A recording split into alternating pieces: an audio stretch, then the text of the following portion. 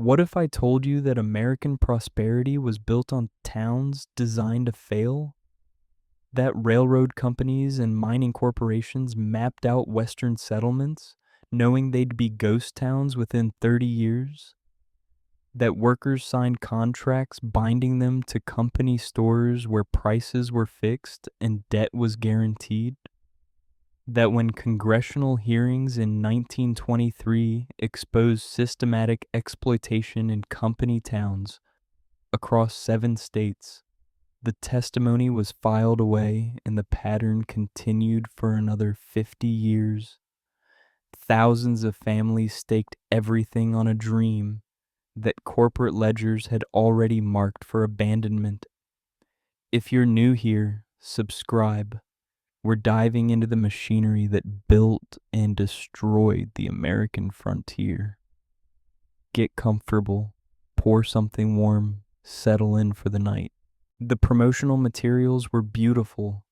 In 1862, when President Lincoln signed the Homestead Act, railroad companies printed pamphlets showing orderly Western settlements with tree-lined streets, church steeples, and promises of economic opportunity that would last generations.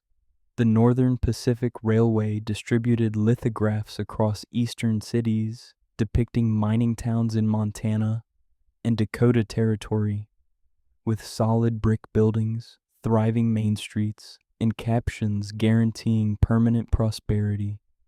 James J. Hill's Great Northern Railway published testimonials from successful settlers describing wages that could support families and communities built to endure.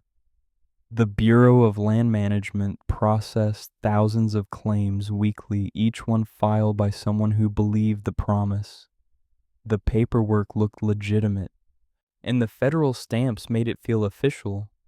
The company representatives wore respectable suits and spoke with confidence about American expansion as a permanent investment in the nation's future. What the promotional materials didn't mention was the fine print in the land lease agreements.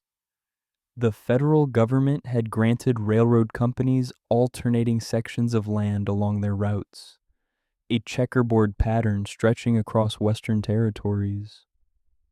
These companies, in turn, sold parcels to mining corporations under arrangements that looked like standard real estate transactions, but functioned as something else entirely. The mining companies built towns on these parcels, but they retained ownership of every structure. Workers didn't buy homes, they rented company housing. They didn't shop at independent stores, they purchased goods at company-owned establishments where prices were set without competition and wages were often paid in scrip, currency valid only at company outlets. The Bureau of Reclamation approved dam and irrigation projects that served these settlements, but the water rights belonged to the corporations, not the residents. It was a system designed with perfect circularity. The company controlled the land, the housing, the stores, the wages, and the infrastructure. Families could work for decades without ever owning anything. The company store ledger became the most important document in town. Every worker had an account. Every purchase was recorded. The pages filled with entries showing groceries bought on credit, tools acquired against future wages, housing fees automatically deducted. Mine superintendents kept these ledgers in locked safes, and twice a month they'd post summaries showing which families owed how much.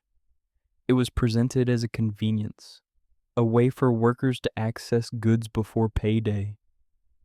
In practice, it functioned as a binding arrangement. A miner earning $3 a day might see only 50 cents in actual cash after company deductions. The rest disappeared into the ledger: rent, food, equipment, medical fees charged by the company doctor. Debt accumulated faster than wages could eliminate it.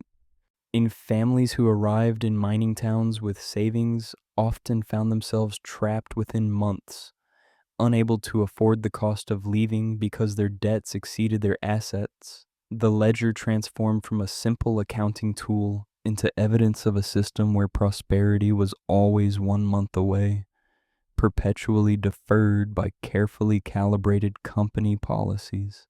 The architecture of these towns reflected their temporary nature, though few residents recognized it at the time. Buildings went up quickly, frame construction, minimal foundations, materials sourced as cheaply as possible. Main streets were dirt, not paved. Sidewalks were wooden planks that rotted within years. Churches and schools were built by residents themselves, not funded by company investment. The mine structures received the quality construction, reinforced timber, proper drainage, facilities designed to last as long as the ore deposits held out. Residential areas got whatever was fastest and cheapest. Bureau of Land Management records from the 1880s show that mining companies requested permits for temporary worker housing, while simultaneously marketing these same locations as permanent settlements to prospective residents. The contradiction was embedded in the official documents, visible to anyone who knew where to look. The companies were transparent with federal authorities about their intentions while presenting a completely different story to the families they recruited. By the 1890s, the pattern was established across Western territories. Towns appeared wherever mineral deposits justified the investment. Body, California became famous for its gold, reaching a population of nearly 10,000 by 1880. Rhyolite, Nevada sprang up in 1904 when prospectors found gold and quickly grew to 5,000 residents with electric lights, newspapers, and a stock exchange. Centralia, Pennsylvania, though its abandonment story would unfold differently, was built around coal mining with similar company town structures. Each settlement followed the same template: company recruitment promising opportunity, workers arriving with hope, towns growing rapidly around extraction operations, and corporate ledgers tracking every transaction. The resemblance wasn't coincidental. Mining companies shared strategies. I hired the same architects, used identical contract language. Railroad barons like Hill coordinated with mining executives to ensure towns were positioned along rail lines where transportation costs favored corporate profit margins. The Bureau of Reclamation approved projects that served these locations, routing federal resources to support private extraction operations. What made the system particularly effective was its veneer of legitimacy. Company towns had mayors, usually appointed by the mining corporation. They had town councils, members selected from company management.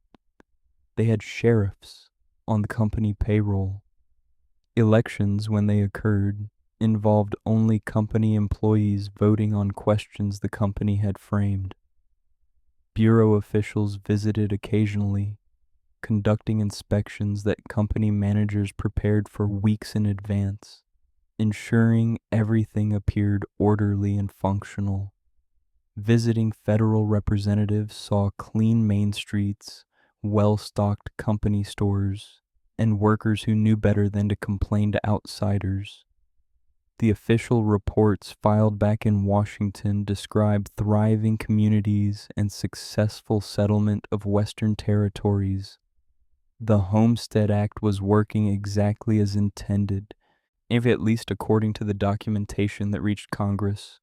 The reality: debt bondage, corporate control, towns built to last only as long as the ore held out, remained confined to the ledgers kept in company safes.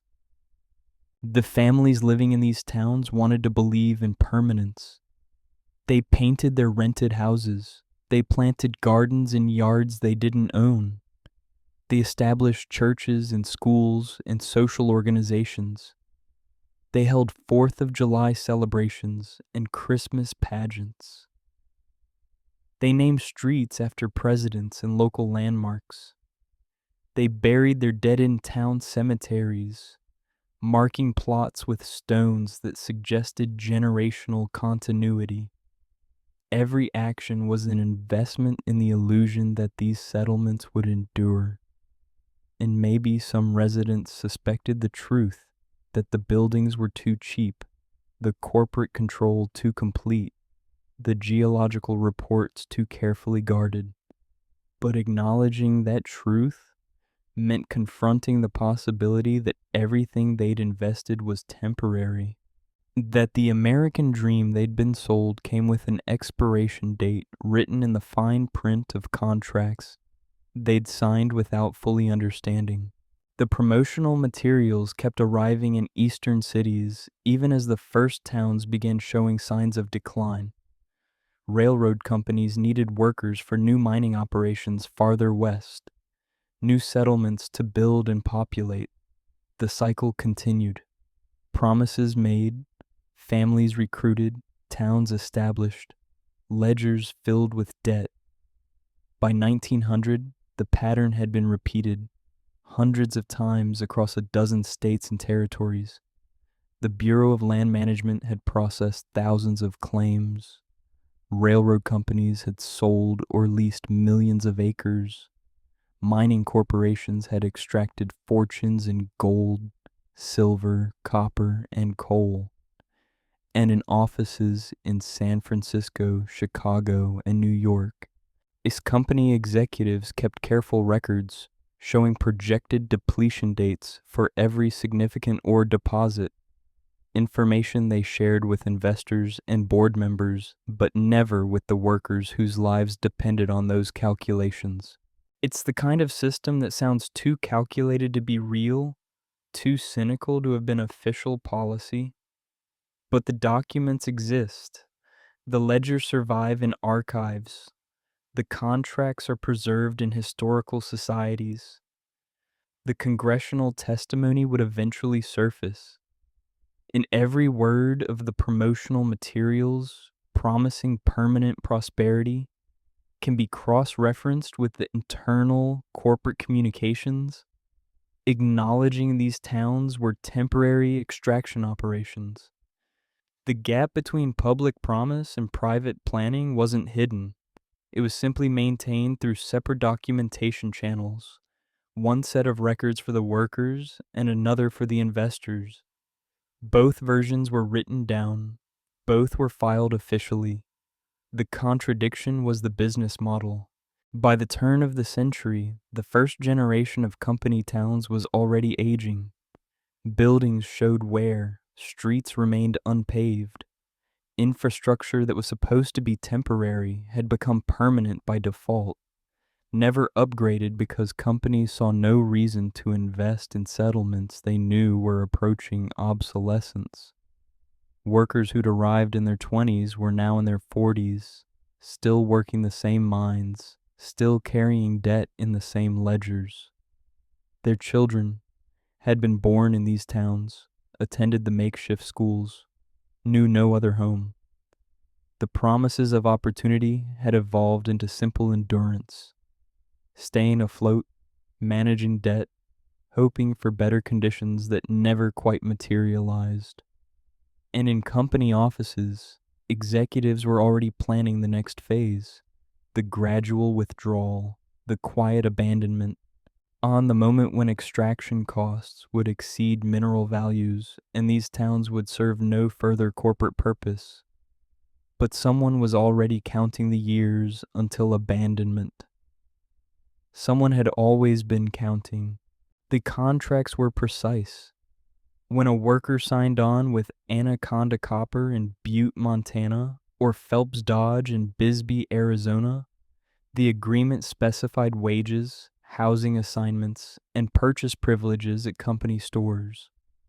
What it didn't specify was the right to own property organize independent businesses, or leave while carrying debt.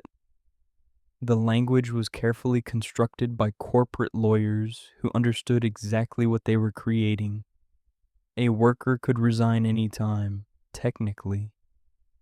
But resignation while owing money to the company store meant forfeiting wages owed, losing housing immediately, and potentially facing legal action for breach of contract.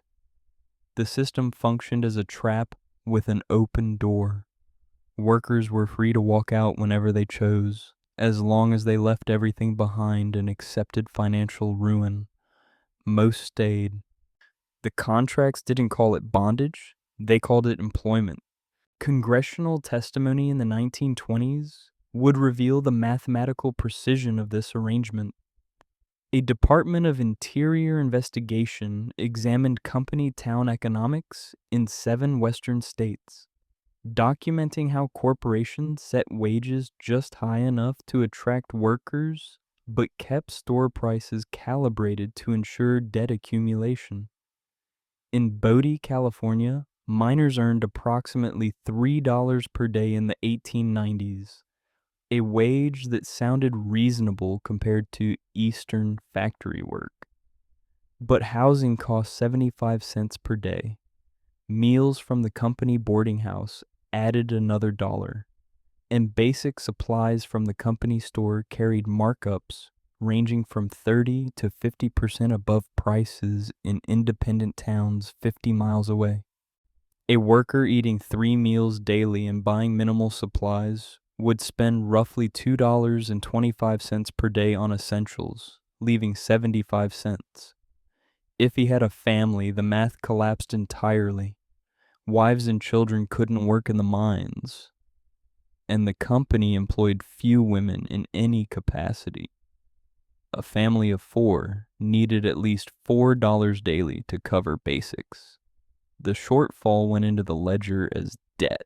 Rhyolite, Nevada demonstrated the pattern at its most compressed. The town appeared in 1904 after gold discoveries and grew to 5,000 residents within 3 years. The Las Vegas and Tonopah Railroad reached Rhyolite in 1906, connecting it to broader markets, and for a moment it looked like the promises might be real. The town had electric lights powered by the mining company's generator. It had a stock exchange where shares in local mines traded daily. It had 3 newspapers, multiple saloons, an opera house, and a red light district that company officials tolerated because it kept workers spending money locally. But property records show that every substantial building, the banks, the stores, the hotel, was owned by mining companies or their subsidiaries. Workers rented everything. When they bought goods, either the money circulated back to company accounts. When they needed credit, they signed agreements with company-controlled institutions. The entire economy was a closed loop, designed to extract value from both the earth and the people digging into it. The company store ledgers from this era tell the story with brutal clarity.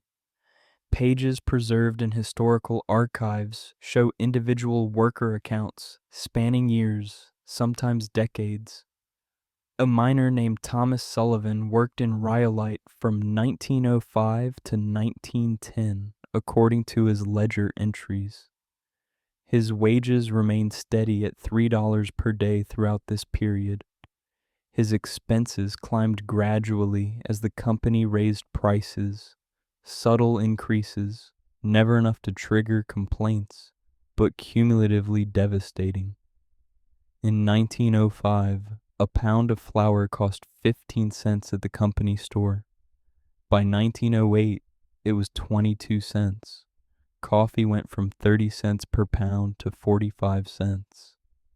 Housing fees increased from 75 cents daily to $1. Sullivan's ledger balance in January 1905 showed a debt of $12. By January 1910, he owed the company $147, more than a month's wages. The ledger contains no record of him leaving town. He simply disappeared from the accounting, either having died or departed without settling his debt. The company wrote it off. The pattern repeated across thousands of similar ledgers. What made the system particularly effective was its integration with federal land policy. The Homestead Act promised 160 acres to any citizen who improved and cultivated the land for 5 years. But mining regions were exempted from standard homestead claims. The mineral rights belonged to whoever filed first, and mining companies filed extensively. The General Mining Act of 1872 allowed companies to patent claims for $5 per acre, securing permanent ownership of mineral-rich land. Workers in company towns lived on corporate property, worked in corporate mines, and had no mechanism to acquire land of their own.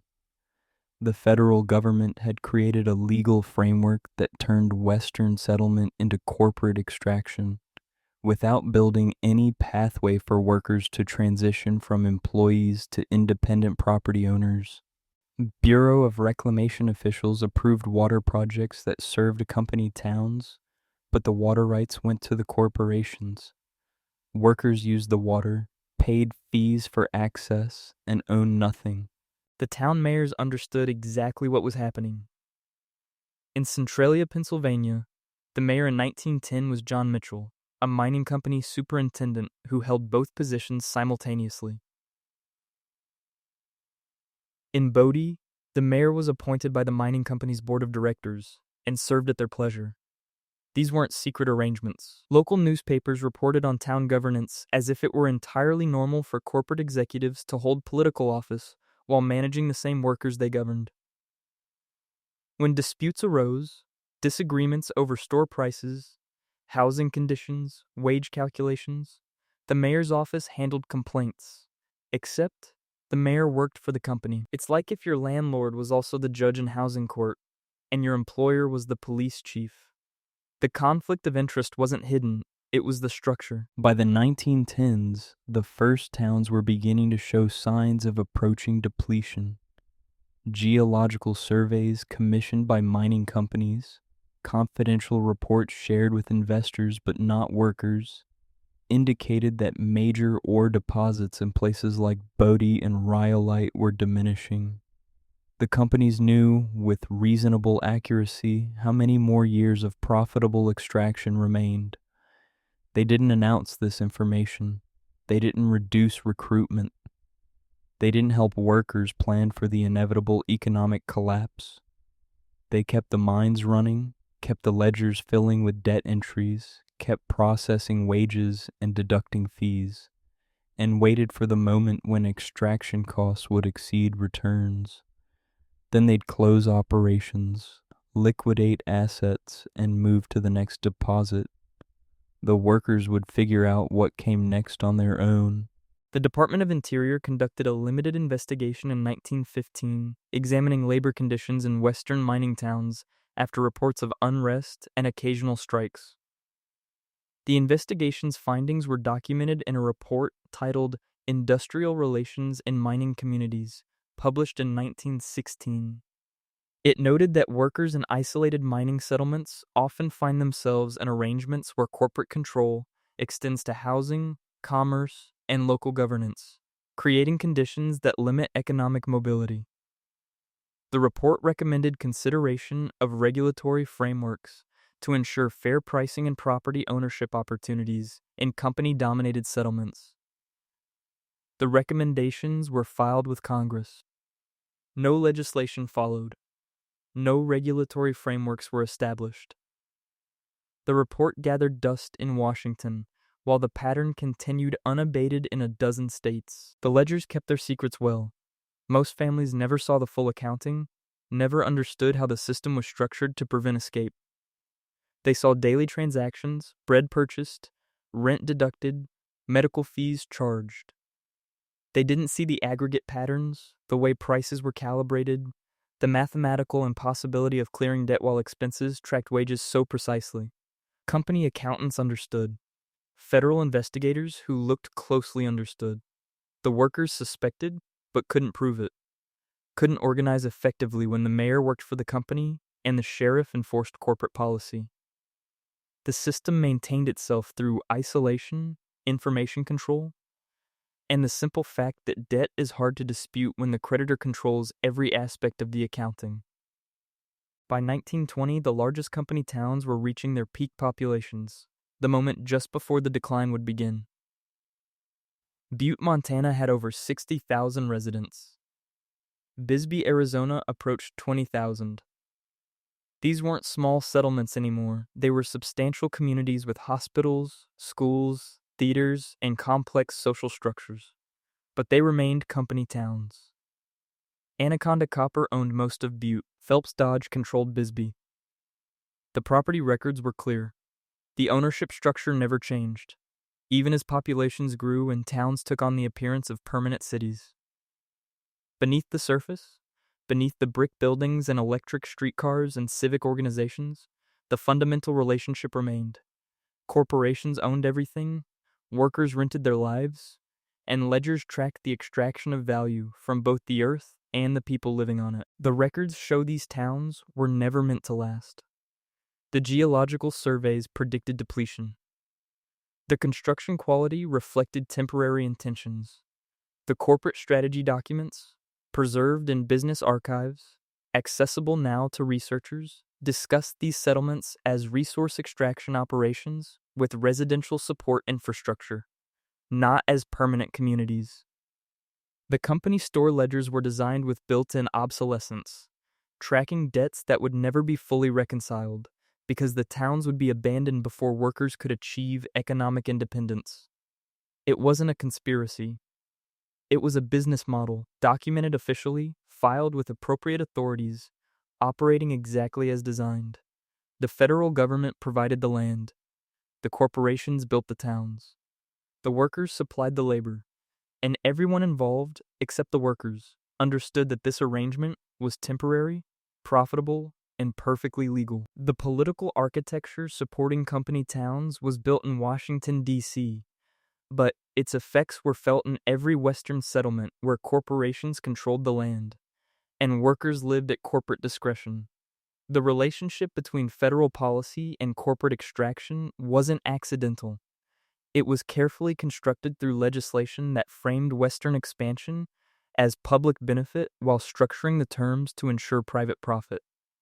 Members of Congress from mining and railroad states understood the arrangement intimately, some because they'd studied the policy implications, others because they held investments in the companies they were meant to regulate.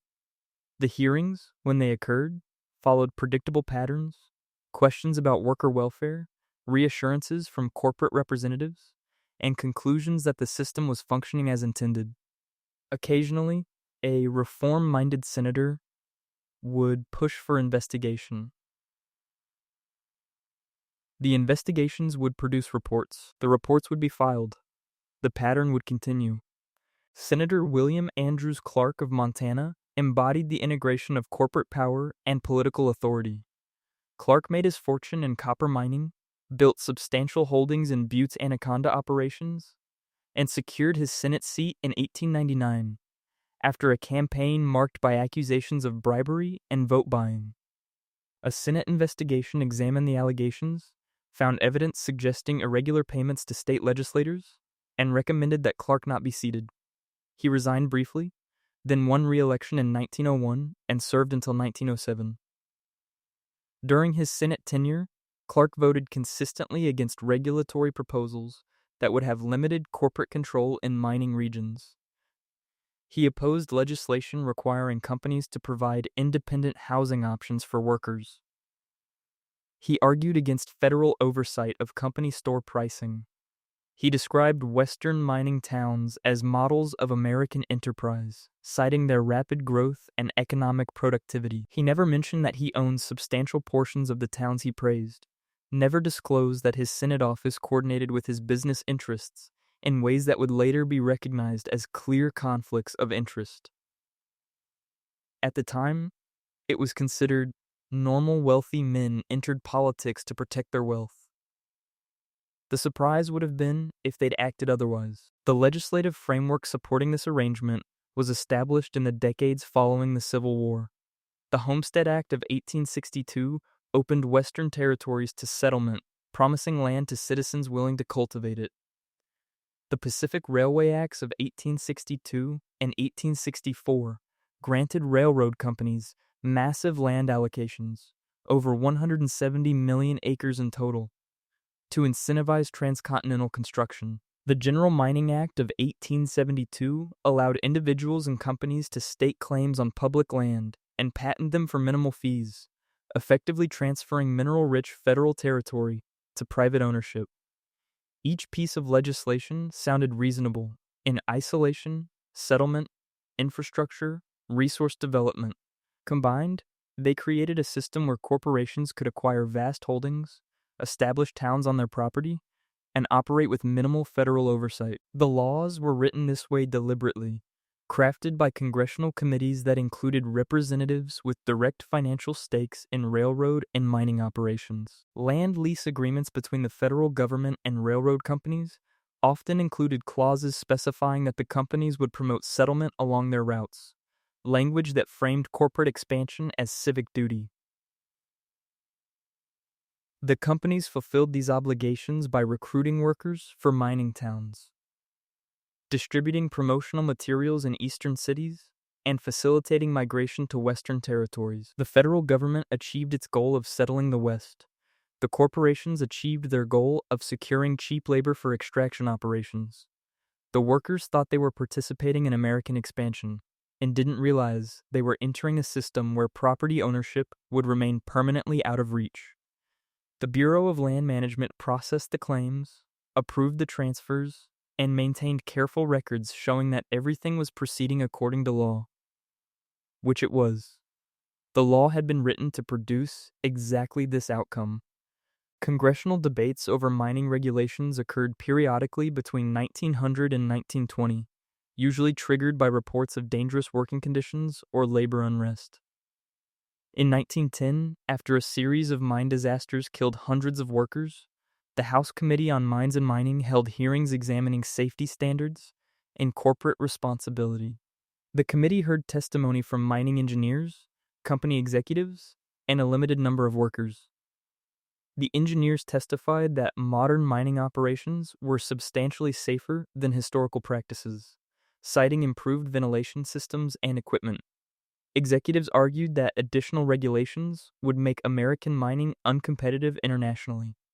The workers who testified, carefully selected, none of them currently employed by companies facing scrutiny, described conditions that were difficult but manageable. The committee's report recommended voluntary safety improvements and praised the mining industry's commitment to worker welfare. No mandatory regulations were imposed.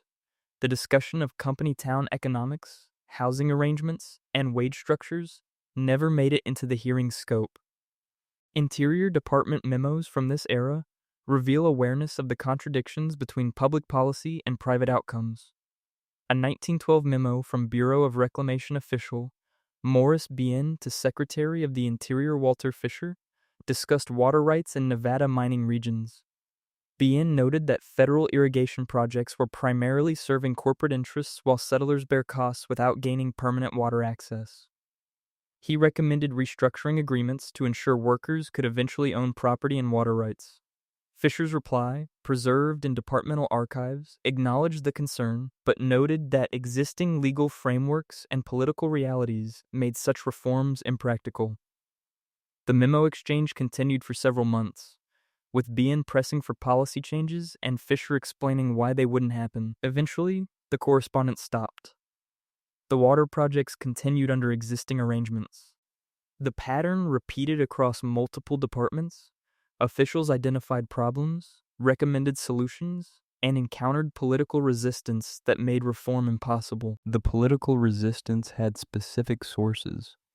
Railroad barons like James J. Hill and E. H. Harriman maintained close relationships with congressional leadership, hosting meetings in private rail cars where legislation was discussed over meals and whiskey.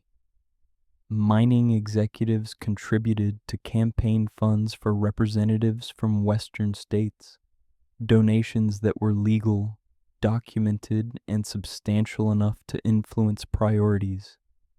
The Senate's composition included multiple members with direct mining or railroad investments.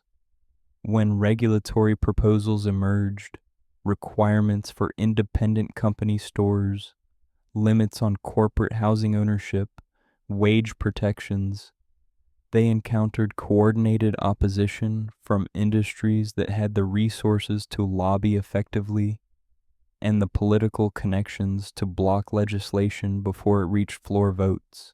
The reform-minded representatives found themselves outmaneuvered procedurally, their bills trapped in committees chaired by industry allies. The Progressive era's emphasis on reform extended to many areas of American life: antitrust actions, food safety, labor regulations, but largely bypassed Western company towns. Theodore Roosevelt's administration pursued Northern Securities Company for monopolistic practices, but didn't examine the monopolistic control mining companies exercised over settlements and workers. Woodrow Wilson's administration passed the Clayton Antitrust Act, but exempted mining operations from its most stringent provisions. The reforms that defined the era aimed at urban factories, railroad rates, and financial institutions stopped at the boundary of Western mining regions, where corporate dominance was framed as frontier necessity rather than monopolistic abuse. The political language treated these towns as temporary industrial settlements, not permanent communities deserving federal protection. Since they were temporary, though this was never officially stated, there was no need to regulate them as if they'd last.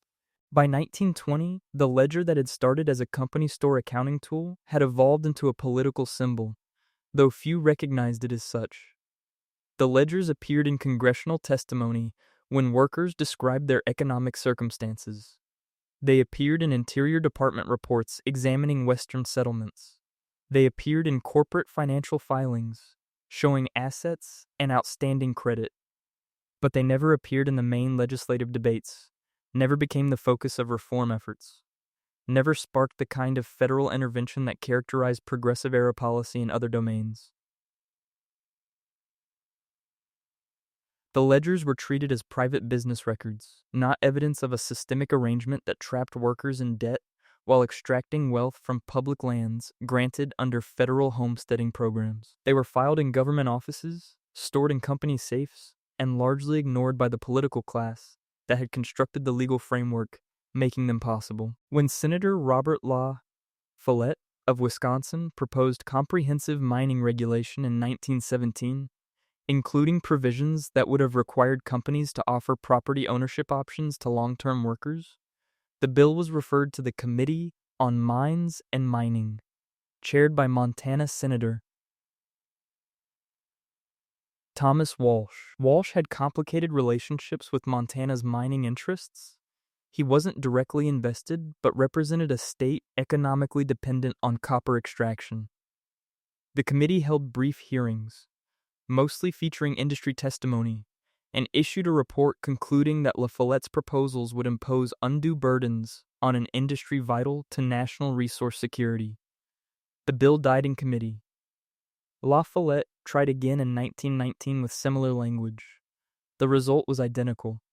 By the time he attempted a third version in 1921, the political moment for progressive reform had passed, and the proposal didn't make it out of committee discussion.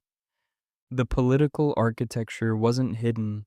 It was public record: campaign contributions, committee assignments, legislative votes, all documented in congressional records accessible to anyone interested enough to examine them. The connections between senators and mining interests were reported in newspapers. The failure of regulatory proposals was covered by journalists. The pattern was visible to observers who paid attention, but patterns without consequences are just observations.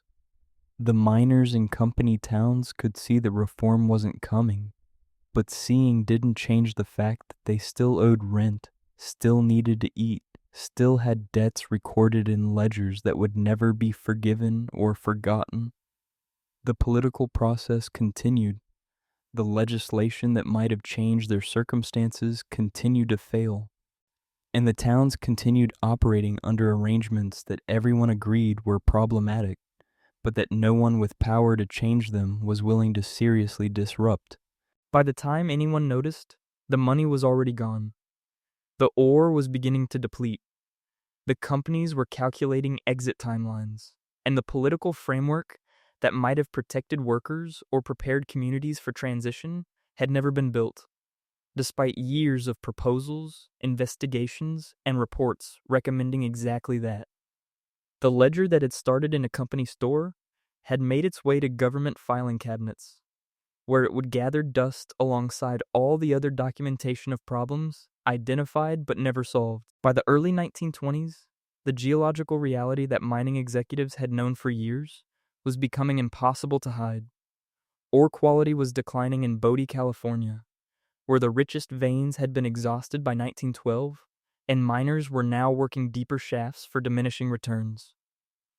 In Rhyolite, Nevada, the mines that had justified a town of 5,000 were producing a fraction of their 1907 peak output.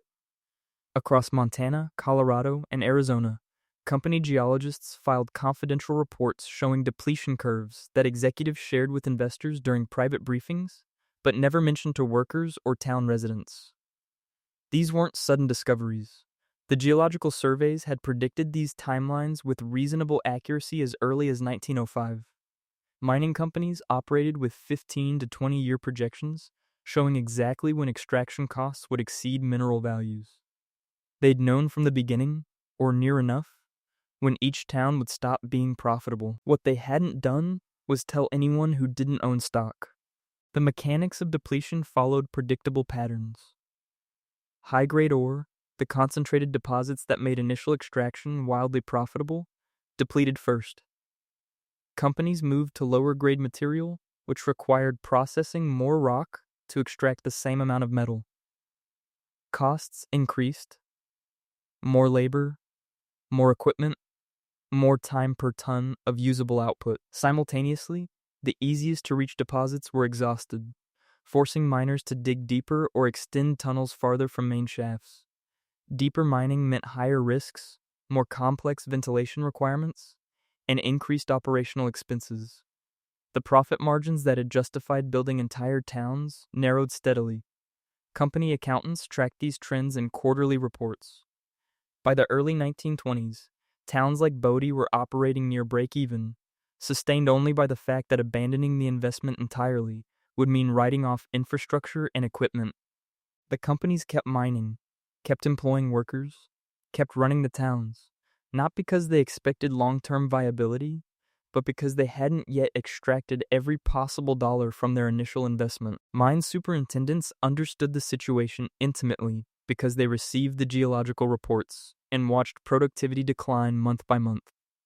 In Rhyolite, Superintendent Frank Horton filed reports with the Montgomery-Shoshone Mining Company showing that ore yields had dropped from an average of $45 per ton in 1907 to $12 per ton by 1914.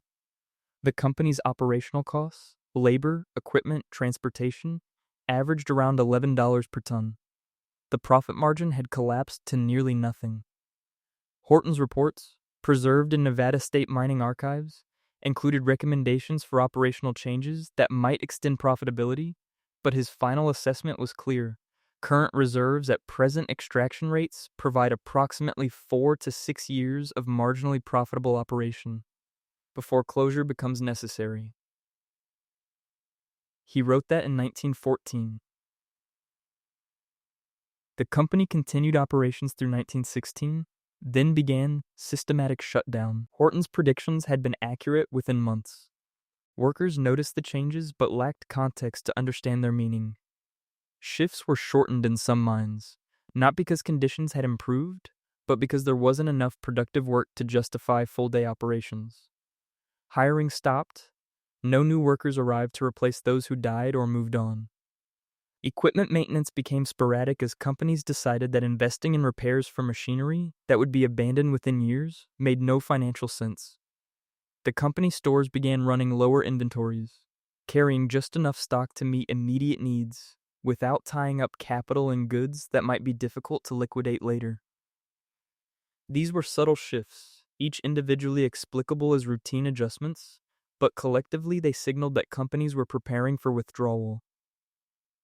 Miners discussed the changes in boarding houses and saloons, speculating about what they meant. Some guessed correctly. Most hoped they were wrong. The local newspapers, which depended on company advertising and often employed editors sympathetic to corporate interests, maintained optimistic tones, even as evidence of decline accumulated. The Rhyolite Herald published articles in 1915 describing temporary market adjustments and cyclical industry fluctuations, while avoiding any suggestion that the town's fundamental economic basis was collapsing. The Body Morning News ran stories about new mining techniques that might access previously unreachable deposits, framing the town's future as dependent on technological innovation rather than acknowledging that the ore simply wasn't there in profitable quantities anymore. These editorial choices weren't necessarily conspiratorial. Newspaper owners genuinely wanted their towns to succeed, and optimism sold papers better than predictions of doom. But the effect was to maintain false hope, to keep workers investing emotionally and financially in communities that corporate planners had already marked for abandonment. By 1916, the pattern was repeating across dozens of western mining towns simultaneously. The geology didn't care about human planning, didn't adjust to accommodate the families who'd built lives in these settlements. When the ore ran out, it simply ran out. Companies had always known this would happen. It was built into every business plan, every investor prospectus, every confidential report to shareholders. What made the situation particularly cruel was the asymmetry of information. Executives in San Francisco and New York offices had detailed projections showing exactly which towns would become unprofitable and when.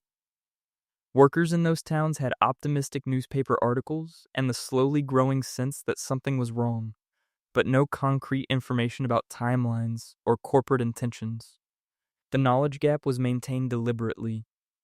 Companies didn't lie about depletion so much as they simply never discussed it with people whose lives would be destroyed by it. Geological surveys commissioned by companies carried clinical precision about the coming collapse. A 1917 report on Colorado mining operations, filed with the state's Bureau of Mines and later accessible through public records requests, stated, existing ore bodies in the Cripple Creek district show advanced depletion with remaining recoverable reserves insufficient to justify continued large scale operations beyond 1922-1924. The report included maps showing exhausted veins, calculations of remaining tonnage, and cost-benefit analyses projecting when extraction would become unprofitable. The mining companies that owned Cripple Creek's operations received this report. They shared it with investors. They used it to plan their exit strategy. They never posted it in the company store or mentioned it in town meetings. Workers in Cripple Creek in 1917 believed their town had decades of productive mining ahead. The geological surveys said otherwise. The companies knew which assessment was accurate and proceeded accordingly. The first closures came quietly. In 1916, the Montgomery Shoshone Mining Company announced that operations in Rhyolite would temporarily cease due to current market conditions. The company didn't mention that internal documents described the closure as permanent. Workers were told they could wait for operations to resume or seek employment elsewhere. No severance was offered. Outstanding debts to company stores remained due. Families had to decide, stay in increasingly economically dead town hoping for reopening, or leave immediately and somehow settle debts they couldn't pay. Many stayed initially, believing the temporary designation. The company store remained open for several months, continuing to sell goods on credit, continuing to record transactions in ledgers that would never be reconciled. By 1918, Rhyolite's population had dropped from 5,000 to fewer than 50. The buildings remained.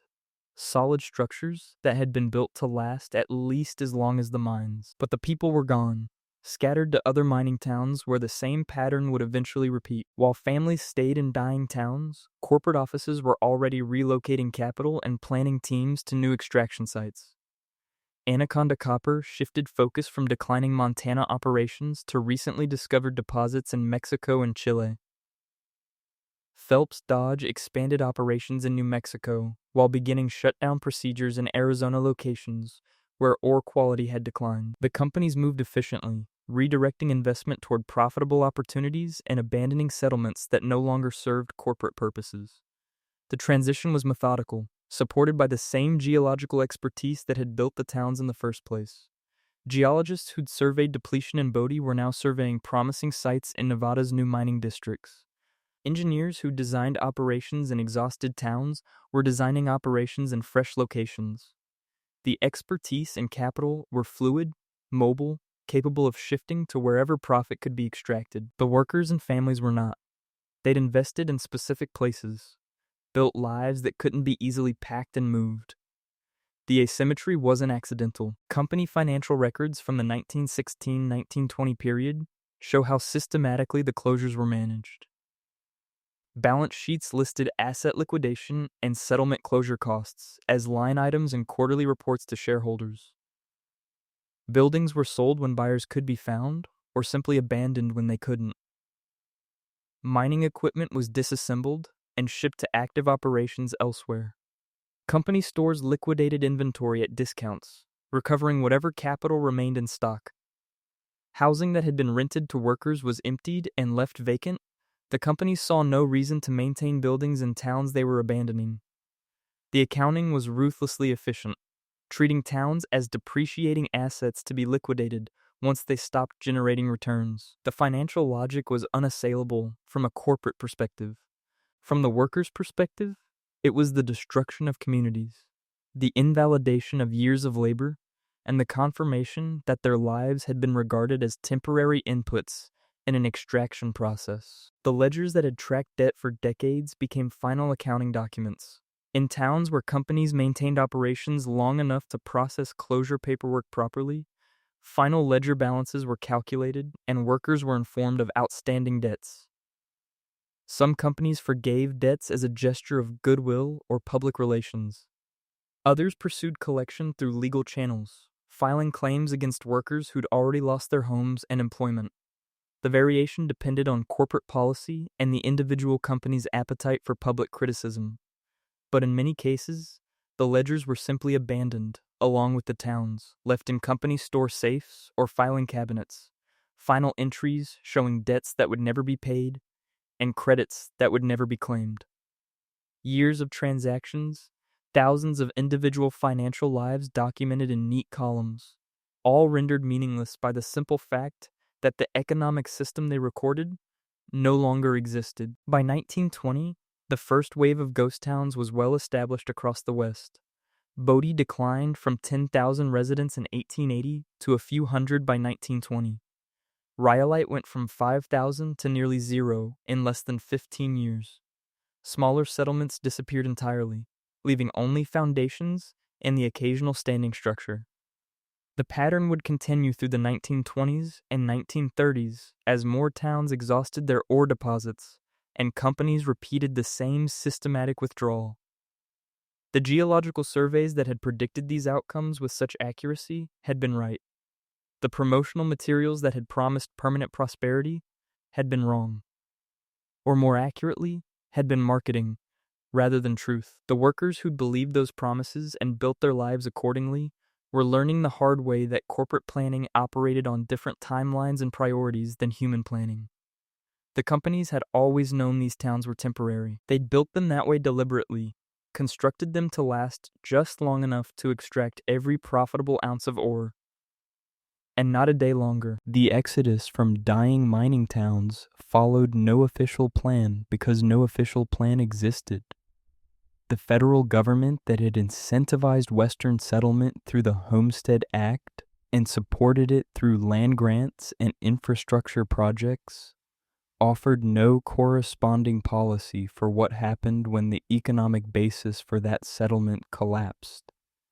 Workers who'd arrived in company towns with recruitment assistance and promotional promises left on their own, finding their own transportation, funding their own relocations, and receiving no compensation for homes they'd never owned or investments they'd made in communities that were dissolving. The Bureau of Land Management, which had processed their original settlement claims, maintained no records of departures and offered no resettlement support. The railroad companies that had brought workers west saw no obligation to transport them elsewhere. The mining companies that had employed them closed operations and moved on to new sites. The workers figured it out individually, family by family, each one solving the same problem in isolation without institutional support or acknowledgement that this outcome had been predictable and, for those who'd seen the geological surveys, entirely expected. Census records document the population collapse with mathematical precision. Bodie, California showed 5,290 residents in the 1880 census. By 1910, the count had dropped to 698. The 1920 census recorded 120 residents. The 1930 census listed fewer than 40. Rhyolite, Nevada's population trajectory was even more dramatic. From roughly 5,000 residents in 1907 to 14 counted in the 1920 census. These weren't gradual declines driven by natural demographic shifts. They were population collapses. Communities emptying out over periods of 5 to 15 years as the economic foundation supporting them disappeared. The census data shows the outcome, but not the process. Doesn't capture the individual decisions families made about when to leave, where to go, or how to manage the transition. The numbers record absence without explaining how absence was achieved, or what it cost the people who experienced it. Post office closure documents provide another layer of evidence for institutional abandonment. The U.S. Postal Service operated offices in mining towns as long as populations justified the service, then closed them when volumes dropped below operational thresholds. In Rhyolite, the post office closed in December 1919, after mail volume had declined to fewer than 10 pieces daily. The last postmaster, a man named Herman Yastrom, filed his final report noting that most residents had departed and those remaining were planning to leave within months.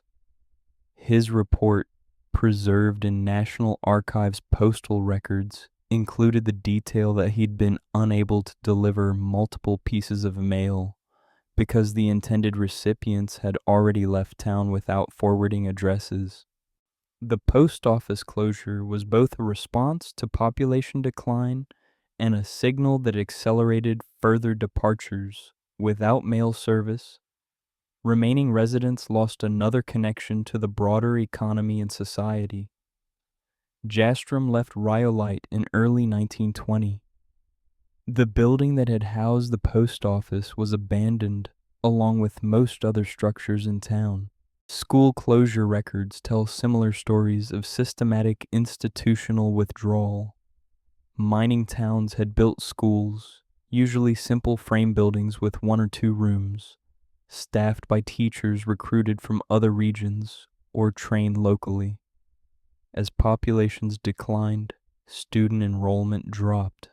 In Jerome, Arizona, school district records show enrollment falling from 487 students in 1920 to 134 in 1932 as copper mining operations contracted.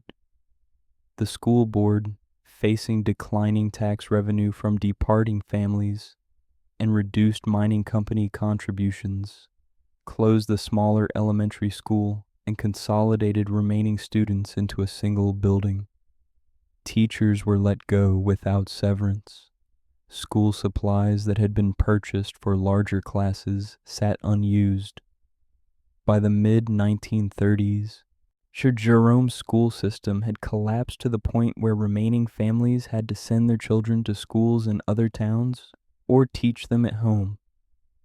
The institutional infrastructure that had supported community life disappeared along with the population, each closure reinforcing the message that these settlements had no future.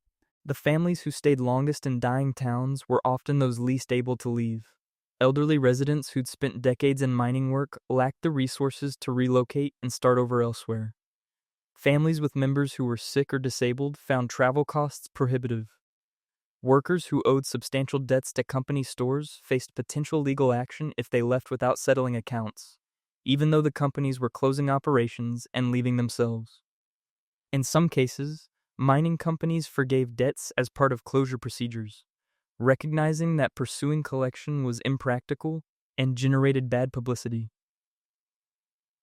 In other cases, companies maintain that debts remain valid regardless of operational status and threaten legal action against workers who departed.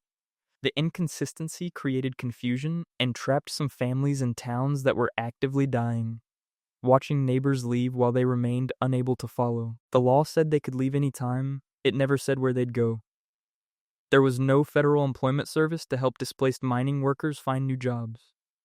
There were no unemployment benefits, no transition assistance, no government programs acknowledging that these were communities in crisis rather than individuals experiencing normal economic turnover. The progressive era reforms that had created worker protections in other industries hadn't extended to Western mining towns. The safety net that existed for urban workers, limited though it was, didn't reach isolated settlements that were being abandoned. Workers moved to other mining towns where operations continued, to agricultural regions where seasonal labor was available, or to growing western cities like Los Angeles, Denver, and Salt Lake City where industrial development was creating new employment opportunities. The dispersal was total.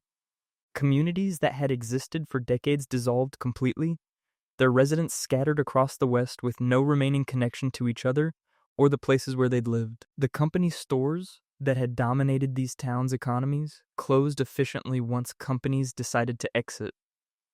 Inventories were liquidated through clearance sales that gave remaining residents brief access to goods at reduced prices, an unintentional benefit of corporate withdrawal.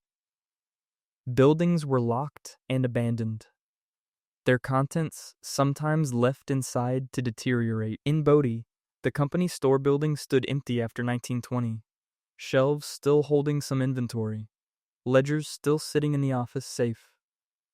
Visitors in later decades found these ledgers, thousands of pages documenting transactions that had occurred decades earlier, preserved by the dry climate and isolation. The entries showed the final transactions, workers buying supplies on credit in 1919 and 1920.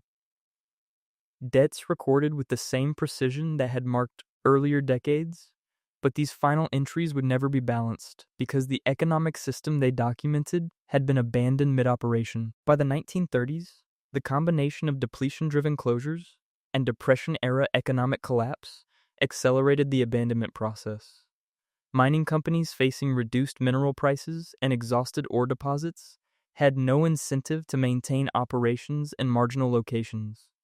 Towns that might have survived a few more years in better economic conditions closed immediately when metal prices dropped below operational costs.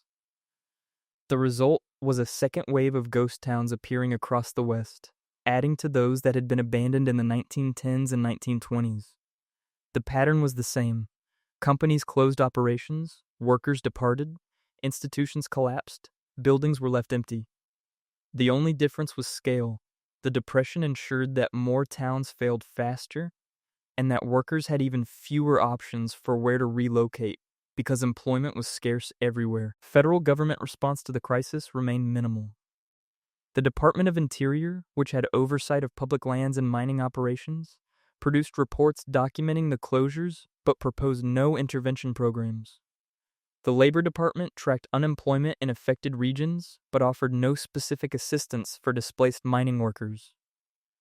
President Herbert Hoover's administration, committed to limited government intervention in economic matters, took the position that these were private sector employment issues best resolved through market mechanisms. Workers who'd lost homes and jobs in company towns weren't eligible for the limited relief programs that existed. because those programs focused on urban unemployment and agricultural distress. The mining town closures were treated as localized economic adjustments rather than as systemic failures requiring federal response. You know the story. You've seen it illustrated on Sunday school walls, painted across cathedral ceilings, sketched into children's Bibles. A garden, a tree, a woman, and coiled around the forbidden branch, a serpent. The ledgers left behind in abandoned company stores became historical artifacts, though no one recognized their significance at the time. They sat in empty buildings, exposed to weather when roofs failed and windows broke, gradually deteriorating, but often partially preserved by dry Western climates. Decades later, historians and preservationists would find these ledgers and recognize them as documentation of an entire economic system, evidence of how company towns functioned and how they were abandoned. The entries told stories of individual families, their purchases, their debts, their struggles captured in numerical form. But in the 1930s, they were just outdated business records left behind when companies moved on. The people whose lives they documented were scattered across the country, many of them never again living in company towns, most of them never knowing that the ledgers recording their economic existence had been preserved accidentally through abandonment rather than through deliberate historical preservation. By 1940, the first generation of ghost towns was well established. Some maintained minimal populations, a few dozen residents who'd chosen to stay despite economic collapse, surviving through subsistence activities or odd jobs. Most were completely empty, their buildings slowly deteriorating, their streets reverting to scrubland. The towns had lasted exactly as long as the ore deposits had remained profitable, which meant they'd lasted exactly as long as the companies that built them had planned. The workers who'd lived there, built those communities, and raised families in them had been temporary residents of temporary towns, though few had understood that until it was too late to plan accordingly. The federal government that had incentivized their settlement had provided no corresponding support for their displacement. And the companies that had created and abandoned these towns had moved on to new extraction sites, where the pattern would repeat with new workers who'd be told the same promises and given the same opportunities to believe them. The political silence surrounding mining town abandonment was louder than the scattered voices calling for response.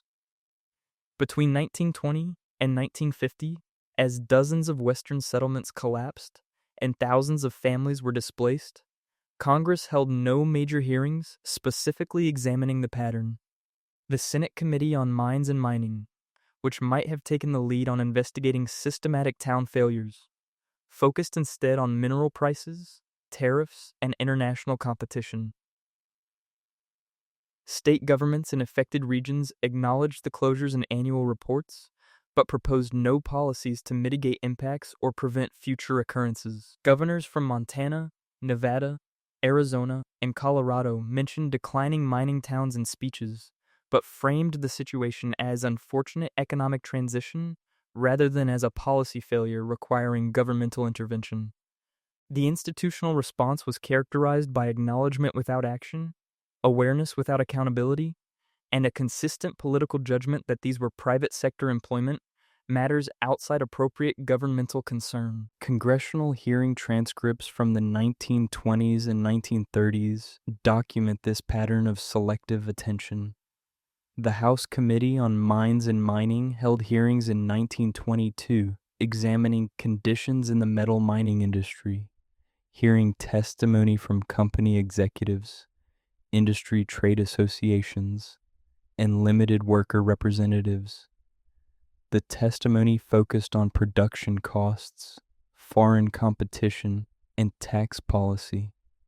When Representative Scott Levitt of Montana asked about plans for communities facing mine closures, company representatives responded that normal economic transitions would guide outcomes and that workers historically demonstrate mobility and adaptability in response to market conditions.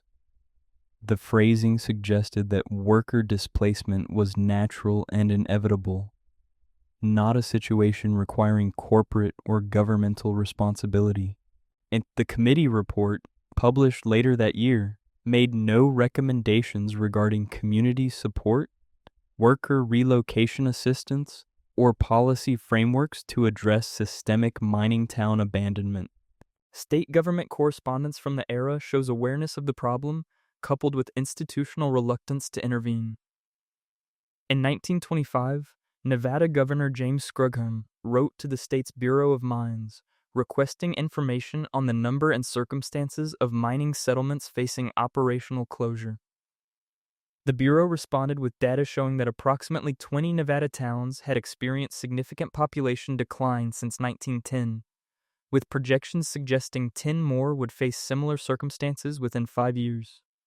Scrugum's reply, preserved in Nevada State Archives, thanked the Bureau for the information, and noted that while these developments are regrettable, they reflect the natural life cycle of resource extraction operations and do not appear to warrant state intervention beyond existing assistance programs. Nevada had no existing assistance programs relevant to mining town closures. The correspondence functioned as documentation that the state government had recognized the problem and decided not to address it. Bureau of Mines reports compiled at both federal and state levels throughout the 1930s included sections on inactive mining operations and community economic transitions.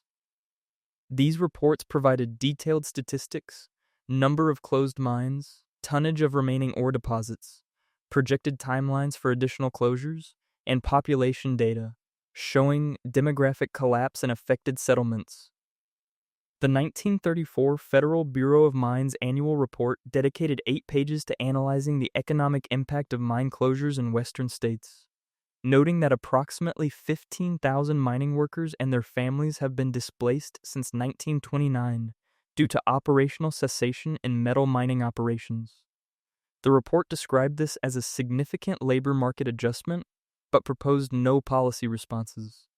The information was documented, published, distributed to relevant congressional committees, and filed away without generating legislative action. The absence of hearings was itself revealing. Congress held extensive hearings on agricultural displacement during the Dust Bowl, urban unemployment during the Depression, and industrial labor conditions in manufacturing regions. These hearings led to policy responses, agricultural support programs, public works projects, labor regulations. Mining town abandonment generated no equivalent attention despite affecting tens of thousands of families and destroying dozens of communities. The difference wasn't information availability. Government reports documented the situation comprehensively. The difference was political priority. Agricultural displacement affected powerful rural voting blocks in multiple states. Urban unemployment threatened social stability in major cities.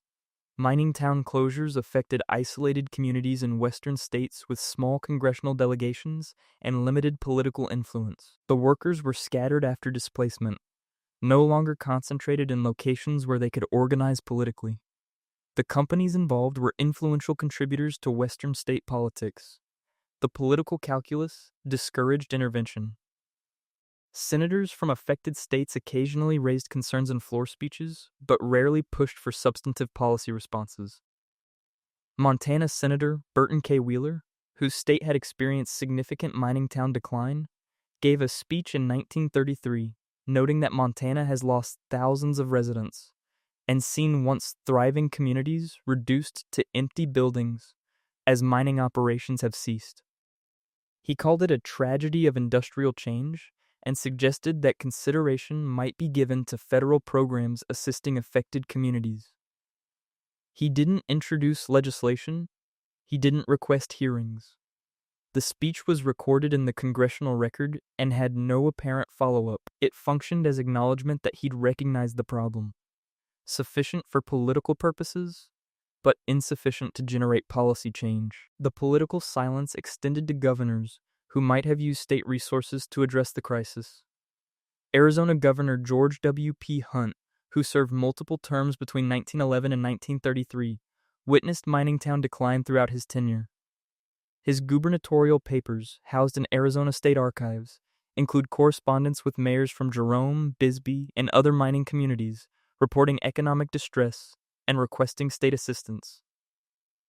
Hunt's responses were sympathetic, but emphasized limited state resources and the position that mining industry fluctuations were private sector matters.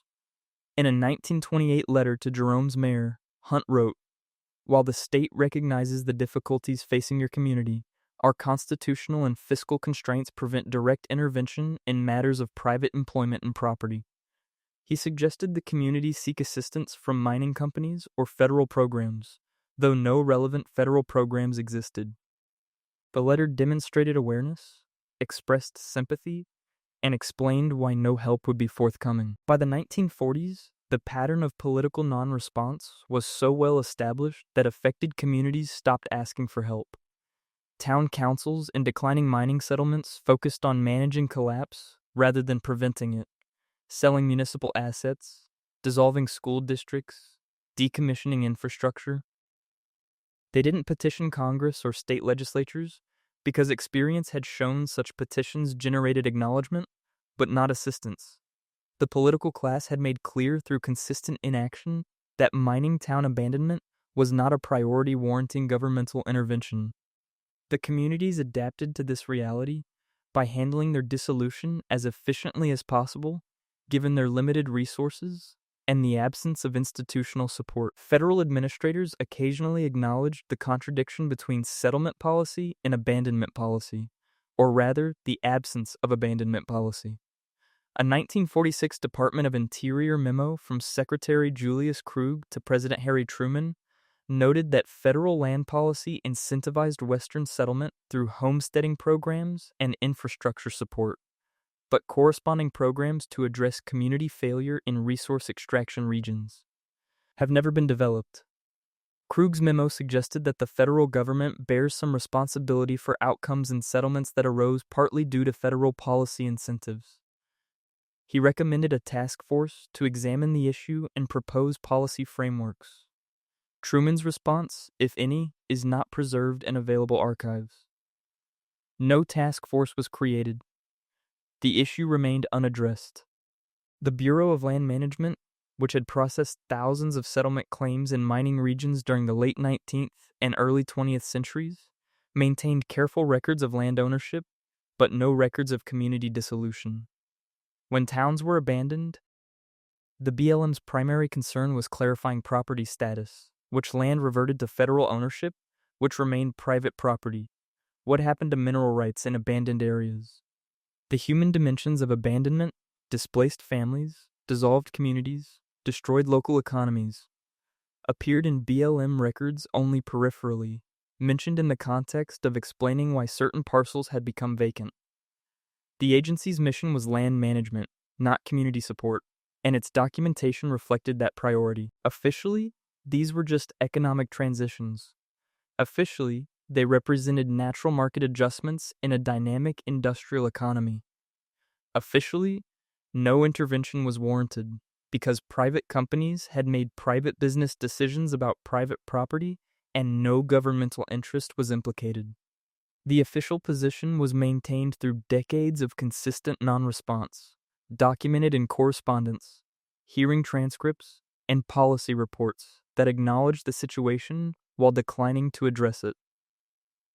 The position was coherent within a particular framework of limited government and private property rights. It was also a deliberate choice to prioritize corporate operational flexibility over community stability, to treat towns as temporary extraction infrastructure rather than as permanent settlements worthy of policy protection. The ledger that had tracked debt in company stores appeared in one congressional record, mentioned briefly in testimony during a 1938 hearing on mining industry economic conditions. A former miner from Bodie testified about his experience working in company towns, describing the debt accumulation system and how it functioned to prevent workers from leaving or accumulating savings. He brought a ledger page as evidence, showing his own account from 15 years earlier.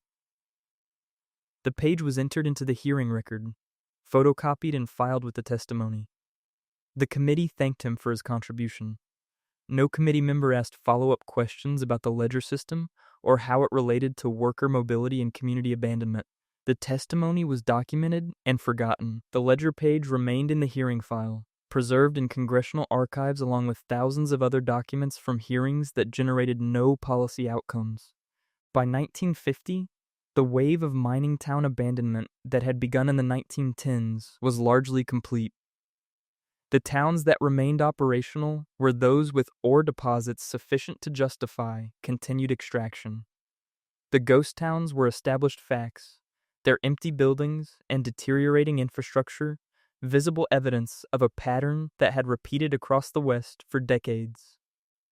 The political response to this pattern had been consistent throughout: acknowledgement without action, documentation without intervention, awareness without accountability. Congress had never held comprehensive hearings. Federal agencies had never developed assistance programs. State governments had never implemented support policies. The machinery of abandonment had operated without political interference or governmental response. The system had been left to function exactly as it had been designed, with companies extracting value and moving on, workers displaced to solve their own relocation challenges, and communities dissolved without institutional recognition that their dissolution represented a policy failure rather. Then natural economic evolution. By the 1950s and 1960s, federal land acquisitions accelerated in regions where mining towns had been abandoned, as the Bureau of Land Management and National Park Service moved to consolidate ownership of vacant properties that corporations had left behind. The mechanics were straightforward. Mining companies that owned town sites but had ceased operations were willing to sell or transfer properties for minimal amounts, often just enough to cover outstanding tax liabilities.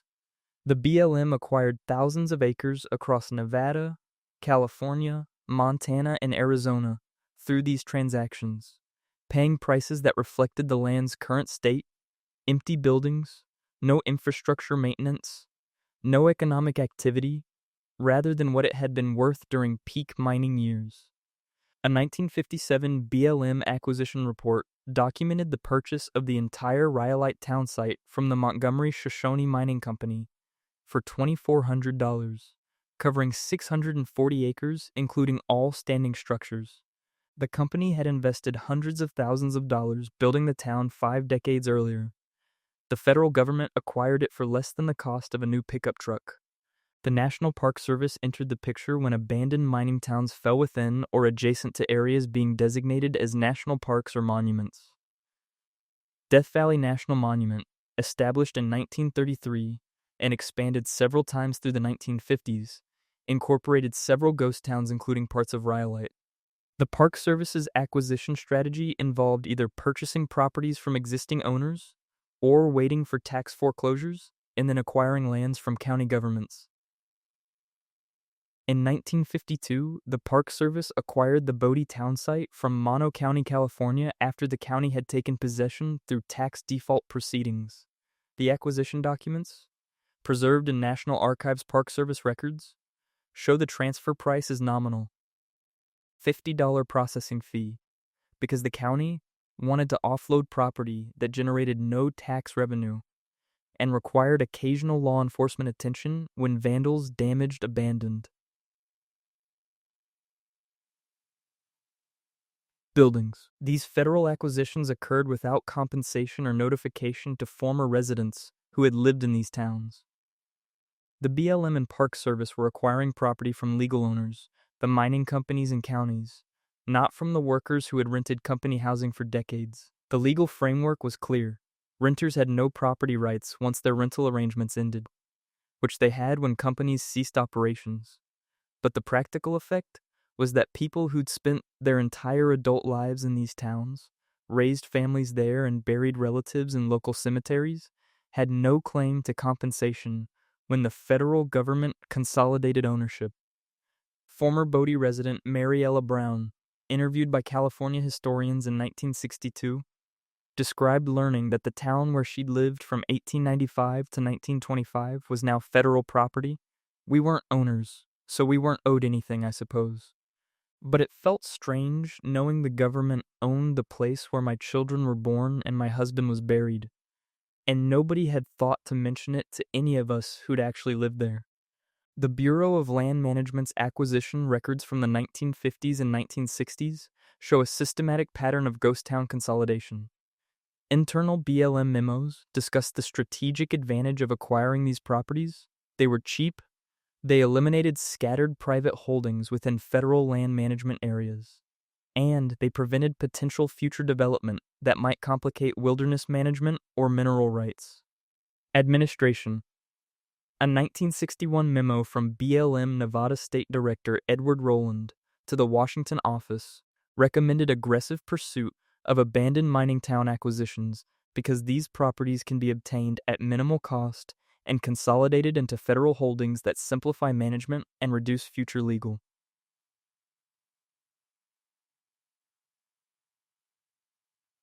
Complications. The memo included a list of target acquisitions, 23 ghost towns across Nevada, with estimated acquisition costs totaling less than $50,000 for properties that had represented millions of dollars in original corporate investment. Mining claim transfers during this period followed similar patterns of value collapse. Companies that had exhausted profitable ore deposits but retained mineral rights often transferred those rights to other companies or to the federal government for nominal fees. The claims still existed legally, they'd been properly filed and maintained, but without profitable ore deposits, they had minimal market value. In 1964, Anaconda Copper transferred mineral rights covering approximately 12,000 acres in Montana to a smaller mining company for $15,000, a transaction documented in Montana state mining records. The smaller company hoped to use modern extraction techniques to recover remaining ore that hadn't been profitable with 1920s technology. The effort failed within 3 years, and those mineral rights eventually reverted to federal control through tax foreclosure. The pattern repeated across the West. Valuable claims that had justified building entire towns changed hands for fractions of their historical worth, cycling through multiple owners before often ending up in federal possession. National Park Service documents from the 1960s reveal internal debates about how to manage ghost towns that had become federal property. Some Park Service officials advocated for complete removal, demolishing buildings and clearing sites to return the land to natural conditions. Others argued for preservation as historical resources, demonstrating industrial-era Western settlement patterns. The preservation argument won, partly because demolition costs exceeded maintenance budgets, and partly because ghost towns were attracting tourist interest.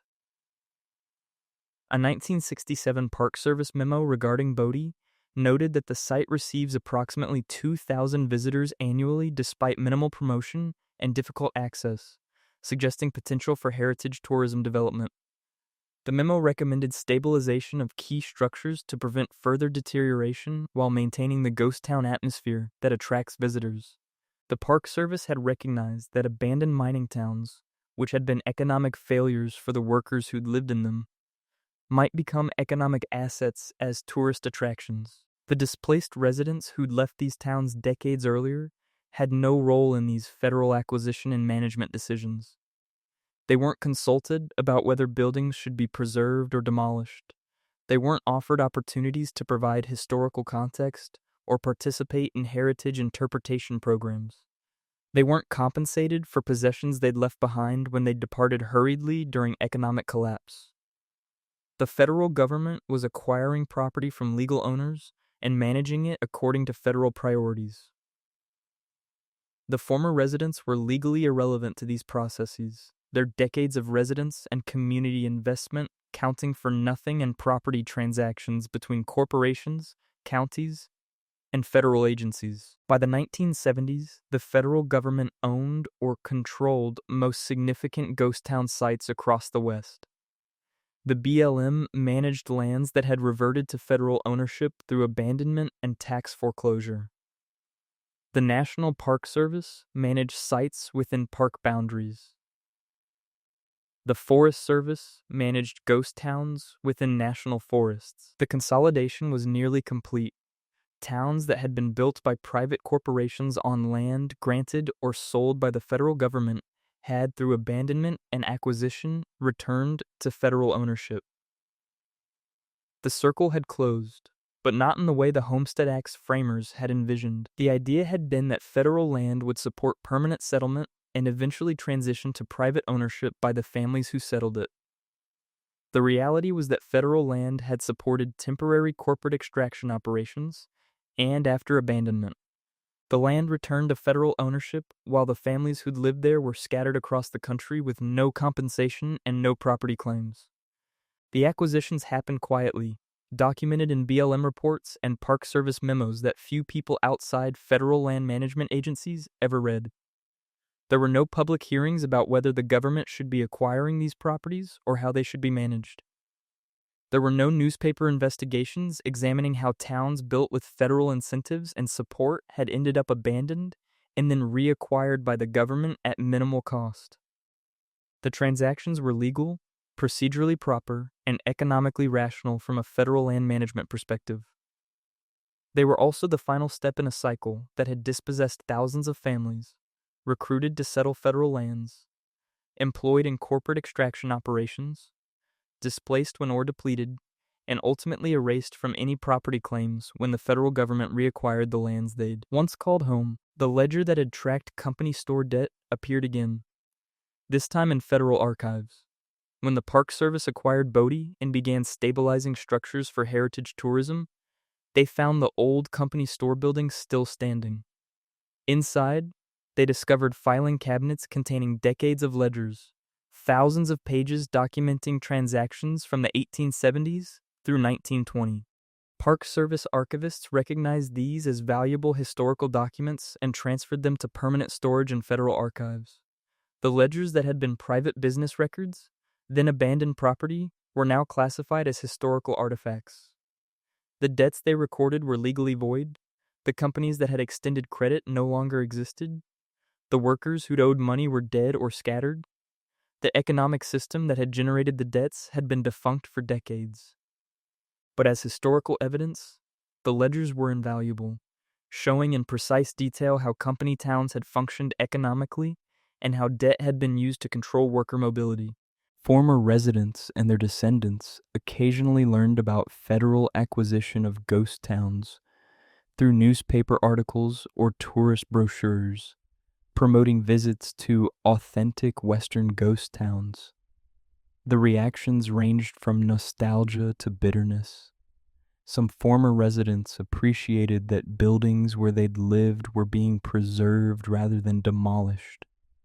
Others felt that federal tourism programs profited from displaying the remnants of communities whose economic failure had devastated their families. A 1975 letter to the Park Service from Catherine Miller, whose father had worked in Bodie mines from 1895 to 1922, expressed this ambivalence. "I'm glad the town is being preserved, but it's strange seeing it advertised as a tourist attraction. For my father, it was 30 years of hard work that ended with nothing. Now people pay money to walk through the buildings and take pictures. I suppose that's better than letting everything collapse, but it doesn't feel quite right either." By 1980, the land grab was essentially complete. The towns had died, but someone had inherited the bones. The federal government owned the physical remnants of dozens of mining communities. The mining companies had long since moved on, their profits extracted and reinvested elsewhere. The workers who'd built and sustained these towns had been displaced without compensation, and the legal framework that had enabled this entire cycle, from federal land grants to corporate town building to abandonment to federal reacquisition, had never been substantially reformed or even comprehensively examined. The pattern was documented in BLM reports, Park Service files, and county records, visible to anyone who looked carefully. But few people were looking, and those who did tended to see individual property transactions, rather than a systemic pattern of dispossession spanning a century. The investigative moment arrived gradually, beginning in the mid-1970s when journalists and academics started examining mining town abandonment not as isolated incidents, but as a systematic pattern with identifiable causes and consistent outcomes. The shift in perspective was subtle but significant.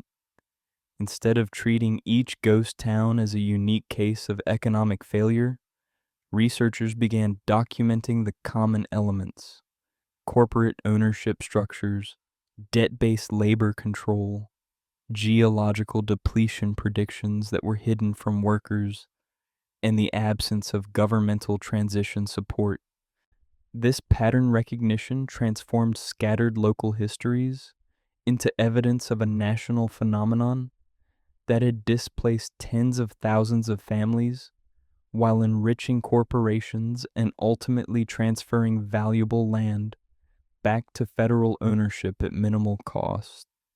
The research emerged from multiple directions: academic historians examining Western settlement, investigative journalists covering corporate accountability, and former mining town residents who'd begun organizing to document their experiences before the generation that had lived through the abandonment died off. Michael Reardon, a journalist for the Arizona Daily Star, published a series of articles in 1976 titled "The Towns That Were Built to Die," examining copper mining communities in Arizona that had followed the same arc from rapid growth to sudden abandonment.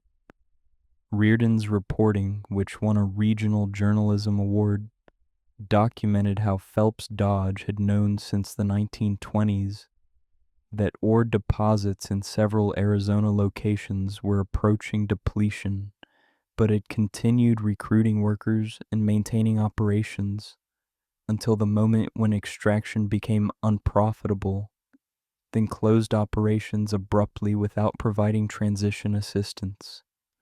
Reardon obtained internal company memos through a source who'd worked in Phelps Dodge's administrative offices.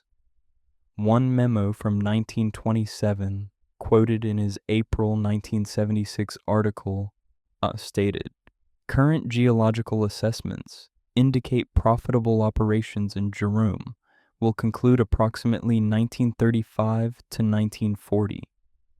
Recommend maintaining standard recruitment and operational procedures until extraction costs exceed returns, then implementing standard closure protocols." The standard closure protocols, Reardon discovered, consisted of announcing cessation of operations, terminating all employees, and liquidating company assets. There were no worker notification periods, no severance packages, no community transition support. Academic researchers contributed systematic analysis to what journalists had documented anecdotally.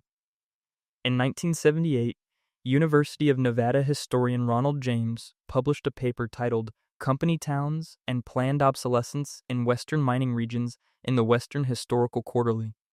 James had spent 3 years examining mining company records, geological surveys, and census data for Nevada ghost towns. His research demonstrated that corporations had access to geological information predicting ore depletion years or decades in advance, but never shared this information with workers or town residents. He documented the correlation between predicted depletion dates in confidential company reports and actual closure dates, showing that companies had operated with accurate long-term projections while maintaining public narratives of permanent community development. James's paper included analysis of the rhyolite ledgers that the Park Service had archived, demonstrating how companies' store pricing and credit terms had been calibrated to prevent wealth accumulation. His conclusion was direct. Mining companies constructed temporary extraction operations and deliberately structured them to prevent workers from acquiring property or savings that would enable economic independence. The Government Accountability Office entered the picture in 1979 when Senator Howard Metzenbaum of Ohio, responding to constituent inquiries about federal land management in western states, requested a review of how the government had acquired former mining town properties.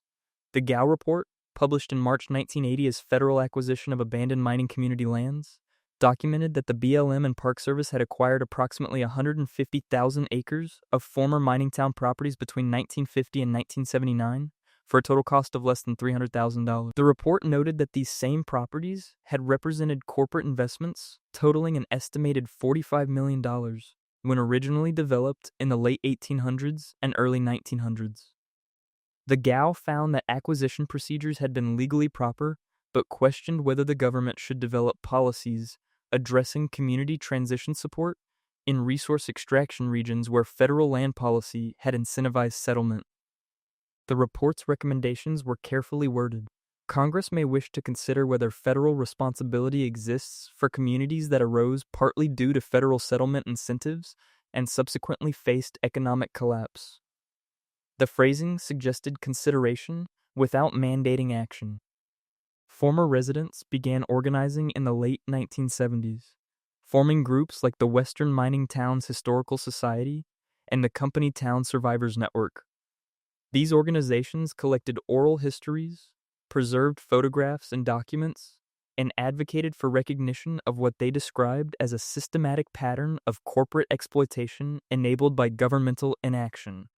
Sarah Chin, whose parents had lived in Bodie from 1910 to 1925, became a prominent voice in these efforts.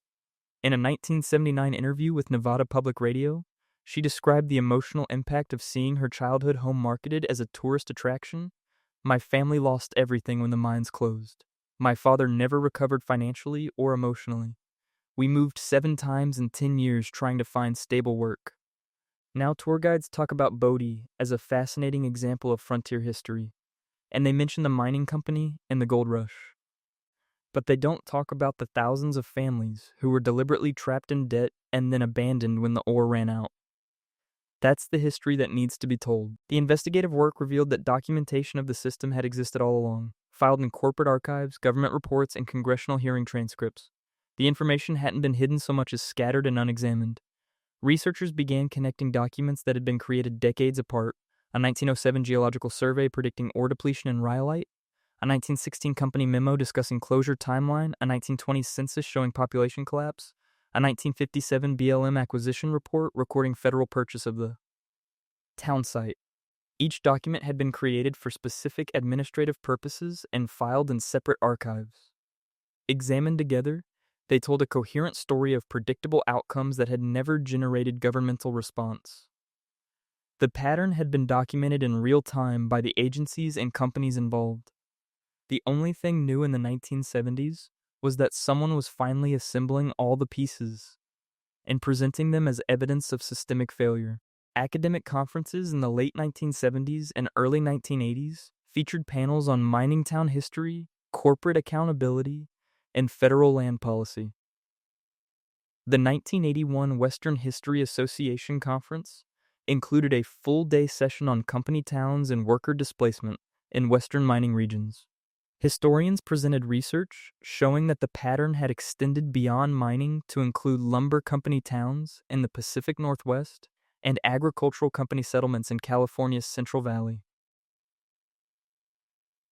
The extraction and abandonment model had been applied across multiple industries and regions. Sociologist Patricia Limerick, who would later become a prominent Western historian, presented research documenting that federal land policy had consistently prioritized resource extraction over community sustainability. Her presentation argued that mining town abandonment wasn't a market failure or corporate malfeasance, but rather the predictable outcome of policy frameworks that treated Western settlement as means to extraction rather than as an end in itself. The investigative journalism and academic research received modest public attention. Reardon's Arizona Daily Star series was picked up by several Western newspapers. James's academic paper was cited in subsequent historical research. The GAO report was discussed briefly in congressional hearings. But the revelations didn't generate widespread outrage or demands for accountability. By 1980, the mining town abandonments were historical events, most of them having occurred decades earlier. The companies involved had changed ownership or dissolved. The workers had scattered or died. The government officials who'd overseen the relevant policies had retired. There was no clear target for accountability demands and no obvious mechanism for providing restitution to displaced families. The investigative work documented a systemic pattern, but occurred too late to prevent the outcomes it examined, or to hold specific actors responsible. Former mining town residents who testified at occasional public forums organized by historical societies and preservation groups expressed frustration that the pattern had been documented so thoroughly yet had generated so little response. At a 1982 symposium in Butte, Montana on preserving mining heritage, former residents spoke about the gap between heritage tourism that celebrated mining history and the lived experience of economic displacement. James Sullivan, whose father had worked in Butte mines for 40 years, noted, "They've got museums showing mining equipment and explaining how copper was extracted. They've got tours of mine shafts. They've got gift shops selling rocks and minerals. What they don't have is exhibits explaining how my father worked until his lungs gave out from silica dust, how the company never provided health insurance or retirement, how we lost our home when the mine closed, or how the government that had encouraged him to settle here offered no help when the settlement failed." That's the history too, but apparently it's not the kind that attracts tourists. The research revealed that government officials had not only known about the pattern, but had actively participated in it through land policy, acquisition procedures, and the consistent failure to develop transition support programs. The revelations confirmed what former residents had suspected. The abandonments hadn't been unfortunate accidents or unforeseeable market failures. They'd been predictable outcomes of a system designed to facilitate extraction without ensuring community sustainability. Companies had built towns knowing they were temporary. Government had incentivized settlement knowing it provided labor for extraction. Workers had invested in communities that everyone except them knew were doomed. The information asymmetry had been total and deliberate. Turns out there were memos about this all along. Congressional testimony from the 1920s had documented company town debt structures. Interior Department reports from the 1930s had analyzed population collapse. BLM memos from the 1950s had discussed strategic advantages of acquiring ghost towns. The documentation had existed continuously for decades, filed in various government archives, accessible to researchers who knew where to look. The difference in the late 1970s was that someone was finally looking systematically, assembling the scattered documents into a coherent narrative, and presenting them as evidence that demanded explanation. The government and corporations that had created and benefited from the system had documented it themselves. They'd just never expected anyone to care enough to read the documents and connect them into a story of systematic dispossession. By 1983, the investigative phase was largely complete. The pattern had been documented, the mechanisms had been explained, the governmental awareness had been demonstrated. Journalists had published their articles, historians had written their papers, former residents had given their testimony, the GAO had issued its report. The question now was whether documentation would lead to accountability, whether pattern recognition would generate policy response, or whether the system that had been exposed would simply acknowledge the exposure and continue operating according to the same principles that had created Ghost. Towns across the West. The answer would come in the form of congressional hearings that investigated the pattern thoroughly and achieved precisely nothing. The hearings happened because they had to happen. Once the GAO report and investigative journalism had documented the pattern sufficiently, some congressional response became politically necessary, not to fix anything, but to demonstrate that Congress was aware and engaged. In October 1984, the Senate Committee on Energy and Natural Resources held 2 days of hearings titled Federal Land Policy and Mining Community Transitions. The hearings were chaired by Senator James McClure of Idaho, whose state had experienced mining town abandonments, but whose political positions generally favored limited government intervention in private sector operations. The witness list included former residents, historians, corporate representatives, and federal land management officials. The testimony documented the pattern comprehensively, confirming everything the investigative research had revealed. Then the committee thanked everyone for their contributions, issued a report summarizing the testimony, and proposed no legislative remedies. The former residents who testified provided detailed accounts of displacement and economic loss. Margaret Dawson, who'd lived in Bisbee, Arizona from 1915 to 1935, described watching the town's population collapse after Phelps Dodge reduced operations. Her written testimony, submitted to the committee and preserved in hearing records, stated, "My husband worked 23 years for Phelps Dodge. When they closed the mine, he received 2 weeks' pay and a notice the company housing had to be vacated within 30 days. We'd raised 4 children in that house. We'd never been able to save money because the company store prices consumed most of my husband's wages. At age 52, he had to find new work with no savings, no property, and no support from either the company or the government.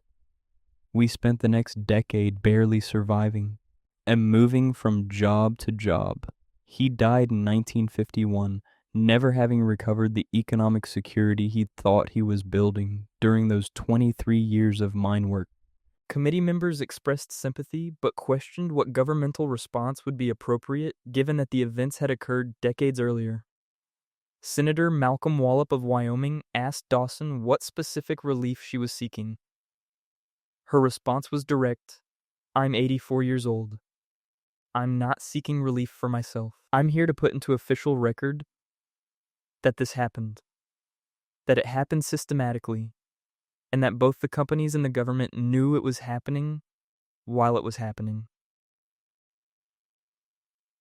If there's another boom in resource extraction, oil shale, fracking, whatever comes next, I want it on the record that we've done this before and we know exactly what the consequences are. If you choose to let it happen again, at least no one can claim ignorance." Historians who testified documented the pattern with statistical precision. Ronald James presented updated research showing that between 1880 and 1950, approximately 200 western mining towns had experienced population decline of greater than 75%, with most declining to complete abandonment.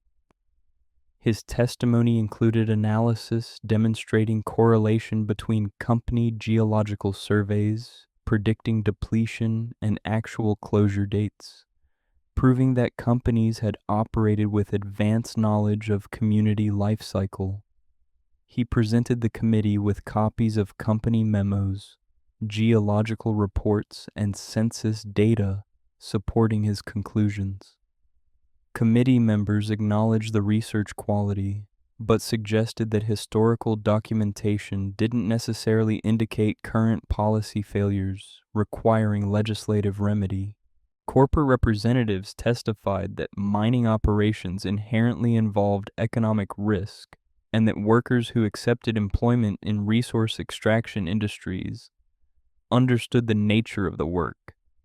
Thomas Bradford, representing the American Mining Congress, argued that mining has always been subject to natural resource depletion and market fluctuations.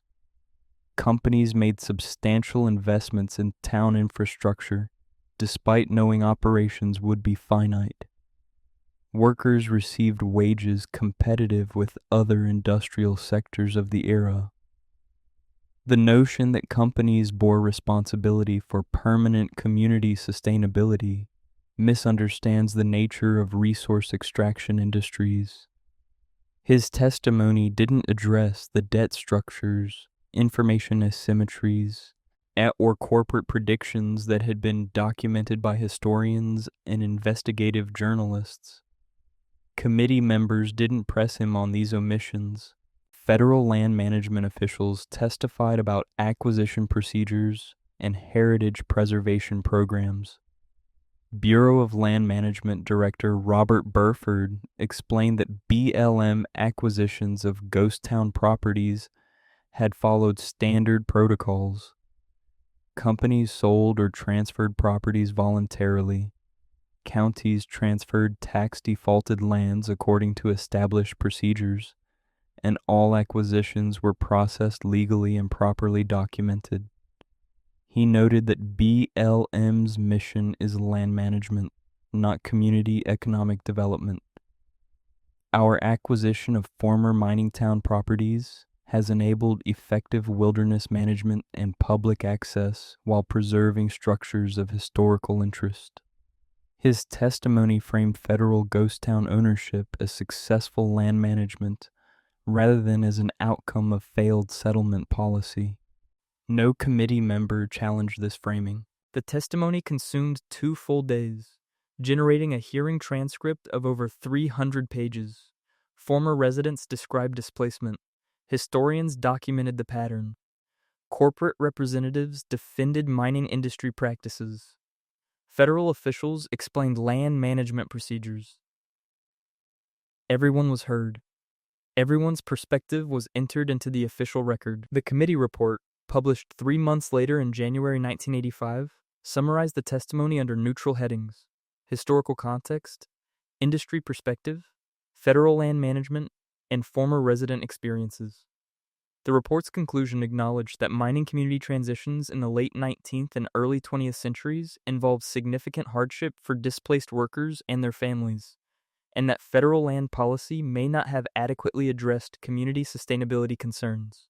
The conclusion recommended no legislative action. It suggested that relevant agencies continue monitoring resource extraction community economic transitions, a recommendation that required no new programs, no funding, and no policy changes. Committee members' statements after the hearings revealed the political calculation behind holding hearings without pursuing remedies.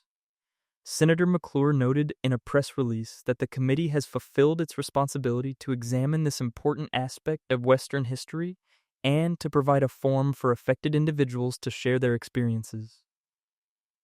The historical record has been enhanced through this process. The statement framed the hearings as documentary exercise rather than as prelude to policy reform. Senator Bill Bradley of New Jersey, one of the few committee members who'd pressed witnesses on accountability questions, issued a separate statement saying that the testimony revealed systematic failures in federal oversight of resource extraction industries and their impacts on communities. These failures deserve more than documentation; they require policy response. Bradley's statement generated no follow-up action from the committee. The hearing transcript was published and distributed to relevant agencies and congressional offices. Copies were filed in the Library of Congress and the National Archives. The document was accessible to researchers, journalists, and anyone interested in mining town history. It confirmed everything the investigative journalism and academic research had documented. Companies had known towns were temporary. Workers had been deliberately kept in debt. The government had incentivized settlement without ensuring sustainability, and the pattern had been documented in real time by the agencies that could have intervened but chose not to. All of this was now officially acknowledged in congressional testimony and committee reports. The acknowledgement changed nothing about existing policy, created no new programs, and established no accountability mechanisms for future resource extraction operations. Former residents who'd traveled to Washington to testify expressed disappointment at the outcome but not surprise. Sarah Chin, who'd been organizing former mining town families since the late 1970s, told reporters after the hearings, "We didn't expect compensation. We didn't expect apologies. We wanted official acknowledgement that this happened systematically and that government policy enabled it. We got that acknowledgement. Now it's in the congressional record. Whether anyone cares or whether it changes anything remains to be seen." Her prediction proved accurate. The acknowledgement existed, filed in government archives, but it generated no policy reforms or programs addressing either historical displacement or preventing similar outcomes in future resource extraction regions. Academic researchers who'd contributed to the investigative work noted that the hearings represented progress of a sort. The pattern was now officially recognized rather than treated as scattered local incidents, but they also noted the limits of recognition without remedy. Patricia Limerick, in a 1985 article analyzing the hearings, wrote, Congress has acknowledged that federal land policy systematically favored extraction over community sustainability, and that this pattern displaced thousands of families. Having made this acknowledgement, Congress has done nothing else. The system saw the problem, nodded, and moved on. This outcome suggests that exposing systemic failures doesn't automatically generate systemic reforms, especially when the failures occurred decades ago and the beneficiaries were politically powerful industries. The ledger appeared again in the hearing record, photographed and included as an exhibit in Ronald James's written testimony.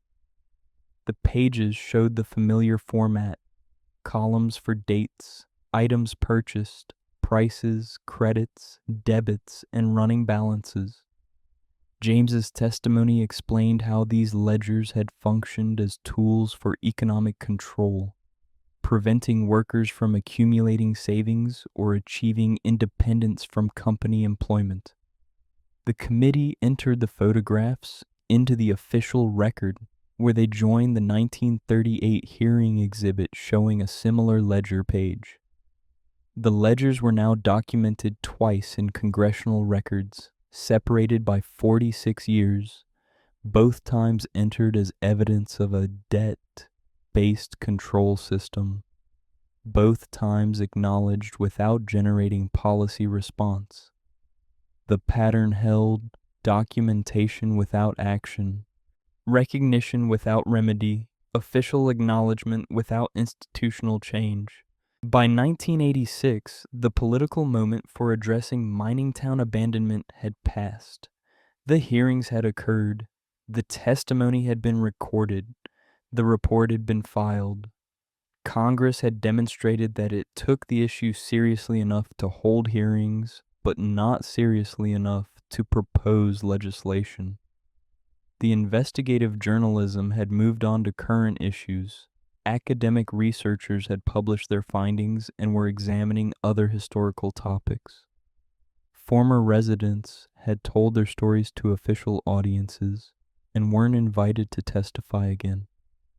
The pattern had been exposed comprehensively, documented thoroughly, and officially acknowledged. The exposure changed nothing about how resource extraction industries operated, how federal land policy functioned, or whether communities facing economic transitions from mining closures received governmental support. The system absorbed the criticism, acknowledged its accuracy, and continued operating according to the same principles that had created ghost towns decades earlier. The system saw the problem, nodded, and moved on. The ledgers remained in archives.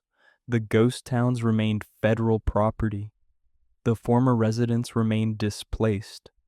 And the political class that had held hearings and issued reports moved on to other issues, having fulfilled the requirement to appear responsive without accepting responsibility for changing anything substantive about the policies and practices that had created the pattern in the first place. By the late 1980s and through the 1990s, the official acknowledgement that mining town abandonment had been systematic led to limited legal efforts to secure compensation for displaced families or their descendants, though these efforts confronted significant obstacles. The primary challenge was temporal. Most abandonments had occurred between 1910 and 1950, meaning that workers who'd been directly displaced were either deceased or elderly, and statutes of limitations had long since expired on potential claims. The secondary challenge was legal standing. Workers had been renters, not property owners, and had signed employment contracts that specified terms without guaranteeing permanence. The companies that had operated the mines had either dissolved, been acquired by successor corporations that disclaimed responsibility for predecessor actions, or reorganized under bankruptcy protections that had extinguished historical liabilities. Building a compensable legal claim required overcoming all these obstacles simultaneously, proving that systematic wrongs had occurred, that current entities bore responsibility, and that claims remained viable despite decades of delay. The first significant legal action emerged in 1989 when a group of former Butte, Montana residents and their descendants filed a class action lawsuit against Anaconda Copper's successor corporation, Atlantic Richfield Company, ARSO, which had acquired Anaconda in 1977. The suit alleged that Anaconda had engaged in systematic practices, including debt bondage through company store operations, concealment of geological depletion information, and abandonment of communities without transition support, resulting in economic losses to workers and their families. The complaint sought compensation for unpaid wages, restitution for company store overcharges, and damages for economic displacement. ARCO's legal response argued that the claims were time-barred by statutes of limitations, that the company bore no responsibility for predecessor corporation actions predating its acquisition, and that employment relationships in the early 20th century had operated under different legal frameworks that didn't impose the obligations plaintiffs alleged. The case, filed in Montana federal court as Dawson versus Atlantic Richfield Company, proceeded through preliminary motions for 3 years before reaching settlement discussions in 1992.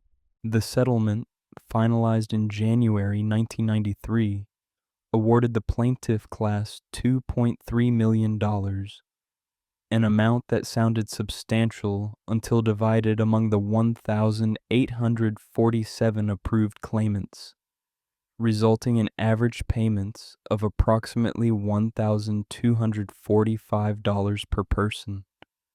The settlement agreement included no admission of liability from ARCO and specified that the payment was made solely to avoid protracted litigation costs and without acknowledging any responsibility for historical practices of predecessor corporations. For claimants like Margaret Dawson, who testified at the 1984 congressional hearings, the settlement check represented a tiny fraction of what her family had lost when Anaconda closed Butte operations decades earlier. In a newspaper interview after receiving her settlement, as she noted, "I got $1,200 for my father's 23 years of work and our family losing everything we'd built. I suppose it's better than nothing, but it's not justice. It's just enough money to make the lawsuit go away." Similar class actions were filed in Nevada, Arizona, and California throughout the early 1990s, each following the same pattern. Former residents or descendants alleged systematic exploitation, successor corporations denied responsibility, and settlements were reached for amounts that provided minimal compensation while avoiding protracted litigation. A 1994 settlement in Arizona involving former Jerome residents netted claimants an average of $890 each. A 1996 Nevada settlement related to rhyolite abandonments paid an average of $634 per claimant. The amounts were calculated based on corporate willingness to pay to close historical liability exposure rather than on actual damages suffered by displaced families. The legal framework heavily favored corporate defendants. Statutes of limitations barred most claims. A corporate succession doctrines limited successor liability, and the historical nature of events made evidence gathering difficult. Plaintiffs' attorneys worked on contingency, taking 30 to 40% of settlement amounts, further reducing what claimants actually received. Federal government compensation programs faced similar obstacles.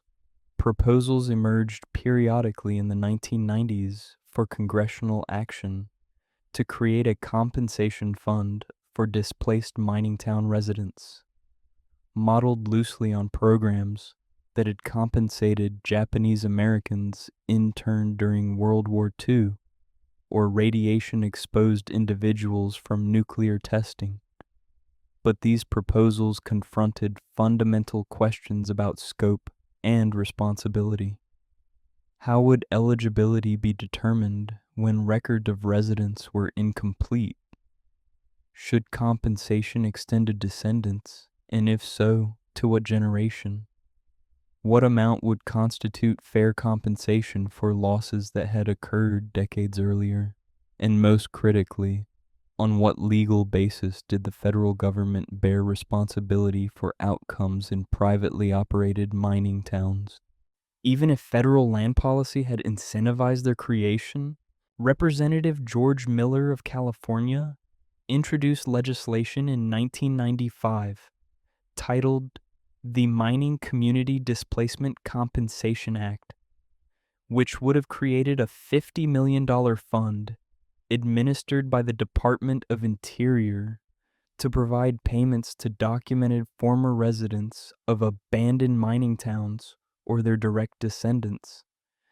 The bill specified eligibility criteria: residents in a company town for at least 5 years between 1880 and 1950, economic displacement due to mine closure, and documentation of residents through census records, employment records, or other verifiable sources.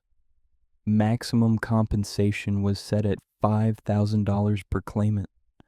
The bill was referred to the House Committee on Resources, where it received a single hearing in June 1995 before dying in committee.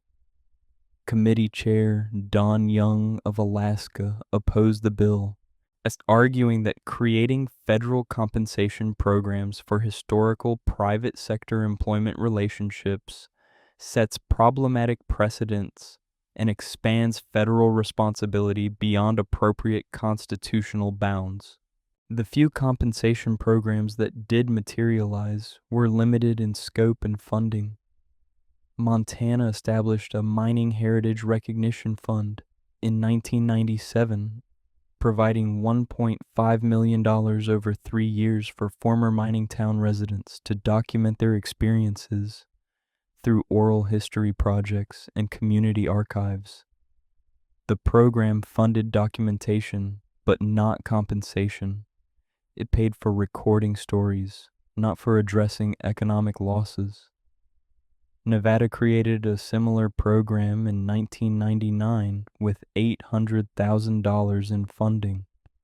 These programs acknowledged historical significance while avoiding any financial liability for actual damages. They served important preservation purposes, creating archives of testimony and photographs that documented mining town experiences, but they didn't address the economic displacement that former residents had experienced. Judges presiding over the class action settlements expressed frustration with the gap between documented wrongs and available remedies. In approving the 1993 Butte settlement, federal Judge Charles Lovell wrote in his order, "The evidence presented demonstrates systematic practices that, judged by contemporary standards, would constitute egregious labor violations and potentially criminal conduct. However, this court must apply law as it existed during the relevant time period, and under those legal frameworks, much of what occurred was either explicitly legal or occurred in regulatory voids where no legal prohibitions existed. The settlement amount is inadequate to compensate plaintiffs for documented losses, but it represents a reasonable resolution given the substantial legal obstacles to establishing liability under applicable statutes of limitations and corporate succession doctrines." Lawyers representing plaintiffs in these cases acknowledged the limitations from the outset. Thomas Chin, who represented claimants in the Nevada Rhyolite case, explained in a 1996 Legal Journal article, "We knew we were fighting uphill battles. The law strongly favors defendants in historical liability cases. Statutes of limitations exist for good reasons. Evidence degrades, witnesses die, corporate structures change. But the effect is that systematic wrongs that occurred decades ago escape meaningful legal accountability. Our clients understood they weren't going to receive full compensation. The lawsuits served partly to force official acknowledgement of what happened and to secure whatever limited remedy was achievable within existing legal constraints. The legal theater produced outcomes that satisfied no one. Former residents and descendants received payments that were symbolically meaningful but financially inadequate. Corporations paid settlements that were trivial compared to historical profits from mining operations but succeeded in extinguishing future liability. Courts acknowledged that systematic wrongs had occurred but applied legal doctrines that prevented meaningful remedies. The process confirmed what the congressional hearings had established, the pattern was officially recognized, the injustice was formally acknowledged, but the mechanisms for accountability were insufficient to provide restitution proportional to documented harms. Justice came in the form of checks that covered perhaps a month's rent in 1990s dollars, a token acknowledgement of losses that had destroyed family economic security and displaced entire communities decades earlier. By 2000, the class action settlements had largely concluded. The compensation fund proposals had failed in Congress, and the legal window for addressing historical mining town displacement had effectively closed. Former residents who'd hoped for meaningful restitution had received minimal payments and official acknowledgments of wrongdoing. Successor corporations had paid modest settlements while insulating themselves from future claims through carefully worded agreements releasing all historical liability. The federal government had funded documentation programs while avoiding any admission of policy responsibility or creation of compensation mechanisms. The legal theater had played out exactly as expected. Extensively documented wrongs, procedurally proper litigation, settlements that resolved liability without providing meaningful remedy, and a final curtain that closed the possibility of future accountability efforts. The ledger debt that had bound workers to company towns for decades was never legally reconciled. The class action settlements didn't calculate individual debts or provide restitution based on actual company store overcharges. The compensation fund proposals didn't include provisions for crediting workers' accounts or determining what they'd been owed. The legal system treated the debt structure as an unfortunate historical practice rather than as a continuing harm requiring specific remedy. The thousands of dollars that individual workers had owed when mines closed, debts recorded in ledgers, now preserved in archives, remained legally unaddressed. The workers who'd carried those debts had died without seeing them acknowledged as illegitimate or resolved through compensation. Their descendants received settlement checks that bore no relationship to the actual debts their families had struggled under. The accounting that had controlled mining town economies for decades was never balanced, never reconciled, never treated as a legal harm requiring mathematical correction. It was simply declared historical and therefore beyond legal remedy, preserved in archives as documentation, but abandoned as actionable claims. By the early 2000s, abandoned mining towns had been fully transformed from economic disasters into heritage tourism attractions. The shift had occurred gradually over previous decades as the National Park Service, state historical societies, and local preservation groups recognized that ghost towns attracted visitors willing to pay entrance fees, purchase guidebooks, and support local economies near the ruins. Body, California became a California State Historic Park in 1962 and by 2000 was receiving over 200,000 visitors annually. Rhyolite, Nevada, managed by the Bureau of Land Management, attracted approximately 100,000 visitors per year. Jerome, Arizona, which had maintained a small permanent population even during its economic nadir, rebranded itself as a tourist destination and arts community, marketing its mining heritage as authentic Western history. The transformation was economically successful. Ghost towns that had generated no revenue during abandonment now supported visitor centers, gift shops, guided tour operations, and heritage interpretation programs that employed dozens of people and contributed millions to regional economies. The tourism marketing carefully curated which aspects of mining town history received emphasis. Interpretive signs at Bodie describe the town's rapid growth during the gold rush, explain mining techniques used to extract ore, and provide biographical information about prominent citizens and businesses. They feature photographs showing the town at its peak, with busy streets and substantial buildings. What they mention less prominently is the company town structure, the debt-based labor control system, the geological depletion that companies knew was coming, or the systematic displacement of thousands of families. A 2005 visitor survey at Bodie found that 87% of tourists learned about mining techniques and town history, but only 12% came away understanding that workers had been unable to own property or that the town's abandonment had been predicted by companies years in advance. The heritage interpretation emphasized frontier adventure and resource extraction success, not labor exploitation and corporate planned obsolescence. Gift shops and ghost town visitor centers sold nostalgic merchandise that reinforced selective historical narratives.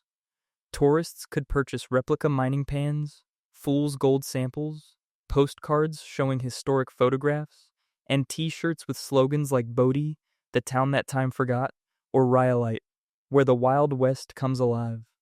The merchandise commodified the mining town experience while stripping it of economic conflict. A typical gift shop carried nothing explaining company store debt structures, nothing discussing the geological surveys that predicted depletion, nothing examining why these towns were abandoned or what happened to displaced families. The commercial imperative was to provide visitors with souvenirs that reinforced their experience of having visited an authentic piece of Western history, a narrative more compatible with romantic frontier mythology than with documentation of systematic labor exploitation. Tourism operators recognized that visitors wanted adventure and nostalgia, not uncomfortable truths about corporate malfeasance and governmental policy failure. Tour guides at Jerome led groups through historic buildings while describing the town's founding, its copper production statistics, and colorful stories about frontier characters who'd lived there. They mentioned in passing that the mines eventually closed, but rarely explained that Phelps Dodge had known since the 1920s that the deposits were depleting and had maintained operations without preparing workers for eventual displacement. The tours emphasized what visitors could see: preserved buildings, mining equipment, spectacular views, rather than what had been experienced by people who'd lived through economic collapse and forced relocation. One former Jerome resident, interviewed by Arizona historians in 2003, noted, "I took the tour with my grandchildren. The guide talked about how prosperous Jerome was in the 1920s. I wanted to tell them that prosperity wasn't shared with workers, that my grandfather died in debt to the company store, that we lost everything when the mines closed. But it was supposed to be a fun tourist activity, not a history lesson about labor exploitation." Preservation Society members involved in managing ghost town sites sometimes pushed for more complete historical interpretation. The Body Foundation, a nonprofit supporting preservation efforts, proposed in 2001 that interpretive materials should include information about labor conditions and worker experiences. Their proposal suggested adding signs explaining the company town structure and economic displacement. California State Parks, which managed the site, considered the proposal but ultimately declined to implement it, citing concerns that interpretive materials should maintain appropriate balance and not unduly emphasize negative aspects that might detract from visitor experience. The decision reflected a calculation that tourism revenue depended on maintaining narratives that visitors found engaging rather than disturbing. For that heritage tourism succeeded by offering escape into romantic past rather than confrontation with uncomfortable historical truths. The commodification extended to media representations of ghost towns. Television shows, documentaries, and travel programs featured mining towns as mysterious, photogenic locations where visitors could experience authentic Western history. A 2007 Travel Channel program titled Ghost Towns of the American West presented body, rhyolite, and similar sites as fascinating examples of frontier boom and bust cycles, emphasizing the adventure of visiting abandoned settlements and speculating about why people had left. The program included dramatic music, atmospheric photography, and narrator comments like "the people vanished and leaving behind their possessions and memories," a haunting reminder of frontier dreams that faded away. The framing suggested mysterious abandonment rather than predictable economic collapse following geological depletion that companies had known about for decades. Former residents who watched the program described feeling that their families' economic disasters were being presented as entertainment, their displacement treated as atmospheric mystery, rather than as documented result of corporate and governmental policy choices. Academic historians who studied mining towns sometimes found their research in tension with heritage tourism narratives. Ronald James, whose 1978 research had documented planned obsolescence in Nevada mining towns, served as Nevada State Historic Preservation Officer from 1989 to 2013. In that role, he worked to incorporate more complete labor history into ghost town interpretation while navigating political and economic pressures, favoring romantic narratives over critical history. In a 2010 interview, he explained, "There's constant tension between historical accuracy and tourism marketing. When we try to add interpretive materials about labor exploitation or corporate planning that led to abandonment, we hear concerns that it's too negative, too political, or that it will discourage tourism. But if we only present the romantic frontier narrative, we're erasing the lived experience of thousands of families. The challenge is finding ways to tell complete truth while maintaining sites that attract visitors and generate revenue supporting preservation." Some former residents and descendants actively resisted the commodification by creating alternative historical narratives. Sarah Chin, who'd organized former mining town families since the 1970s, published a book in 2008 titled Boom, Bust, and Abandonment: The Real History of Western Mining Towns. The book compiled oral histories, company documents, and personal accounts documenting labor conditions, debt structures, and displacement experiences. Chin deliberately positioned the book as counter-narrative to heritage tourism presentations. In her introduction, she wrote, "Tourist brochures invite you to visit ghost towns and experience Old West history. They show you empty buildings and mining equipment. What they don't show you is the human cost, the families trapped in debt, the communities destroyed by corporate decisions, the government policies that enabled systematic displacement." This book tells those stories that don't appear in gift shops or on interpretive signs. Tourism dollars flowed to regions that had experienced economic devastation decades earlier, but not to the families who'd been displaced. Nearby towns to ghost town sites benefited from visitor spending. Motels, restaurants, gas stations all saw increased business from heritage tourism. State parks and BLM sites collected entrance fees that funded operations and preservation. Gift shops sold merchandise generating profit for operators. But former residents and their descendants, whose labor had built the towns and whose displacement had created the authentic abandoned settlements that tourists paid to visit, received nothing from this economic activity. The irony wasn't lost on former residents. At a 2012 Mining Heritage Conference in Butte, James Sullivan, who'd testified at 1984 congressional hearings, noted, "My family built Butte. 3 generations of Sullivans mined copper there. We got nothing when the mines closed. No severance, no compensation, Nothing. Now tourists pay admission to visit the mines where my grandfather died from silica dust exposure, and gift shops sell Butte souvenirs. The town's economic failure made money for everyone except the families who actually lived through it. The National Park Service recognized the tension between heritage tourism and historical accuracy sufficiently to commission a study in 2009 examining interpretation challenges in mining heritage sites. The study, conducted by historians from several universities, found that most mining heritage sites emphasize technological and entrepreneurial aspects of mining history while minimizing labor conflict, corporate exploitation, and community displacement. The study recommended developing more comprehensive interpretive frameworks that acknowledge the full complexity of mining town history, including negative outcomes experienced by workers and residents. The recommendations were filed with the Park Service's Cultural Resources Division. Implementation remained limited.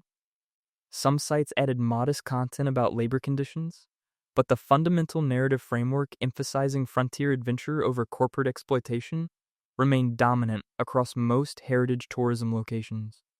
By 2015, the pattern was well established.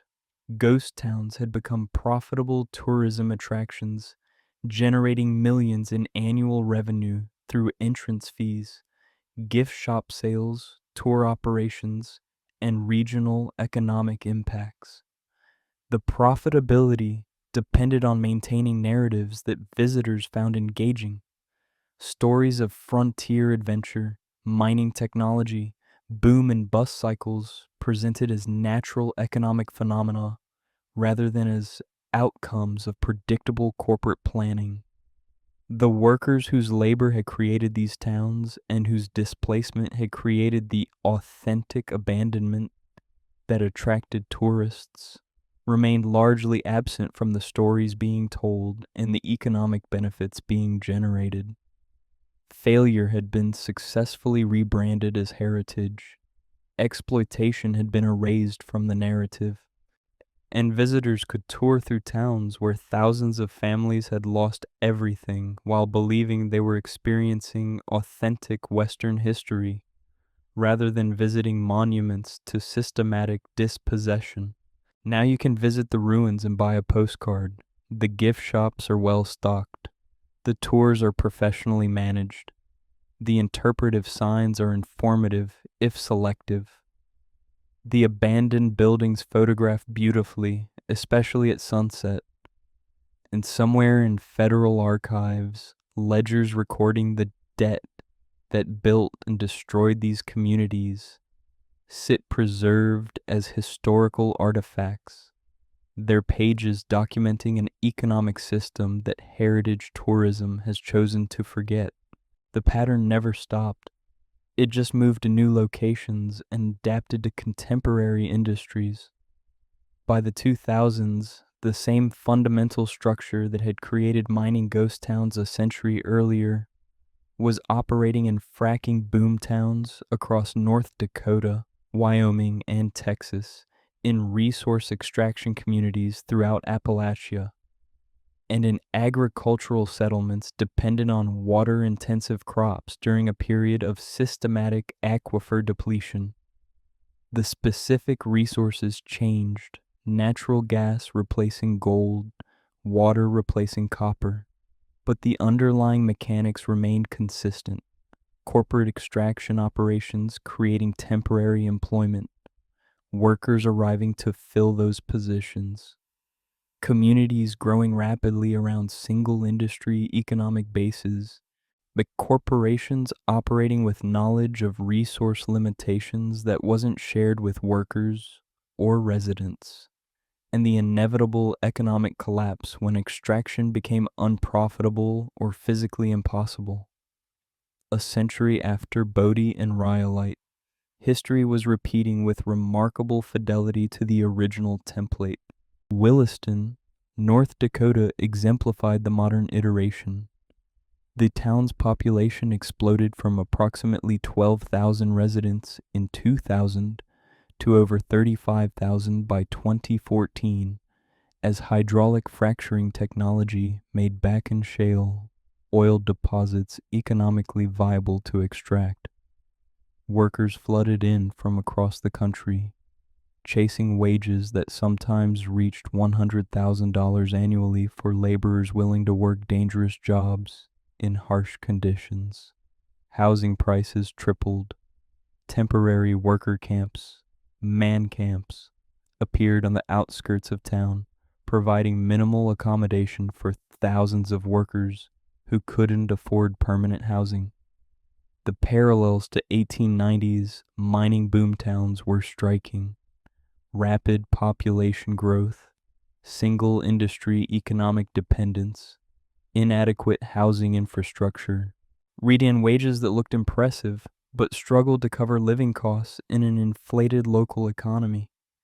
By 2016, when oil prices crashed, the boom ended as abruptly as it had begun.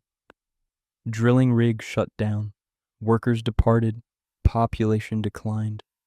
The man camps emptied. The cycle that had played out in Bodie a century earlier repeated in Williston over a decade, compressed in timeline but identical in structure.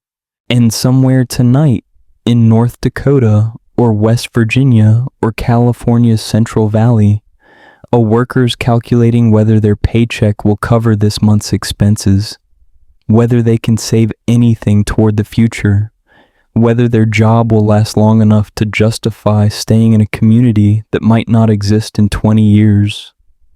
They're part of the pattern now, living the modern iteration of what mining town workers experienced a century ago. The terminology has changed. The regulatory environment is different. The ledgers are digital. But the pattern continues, documented and recognized and completely normalized as just how American resource extraction operates. Efficiently extracting resources and systematically abandoning communities when extraction ends, which is exactly what the system was designed to do.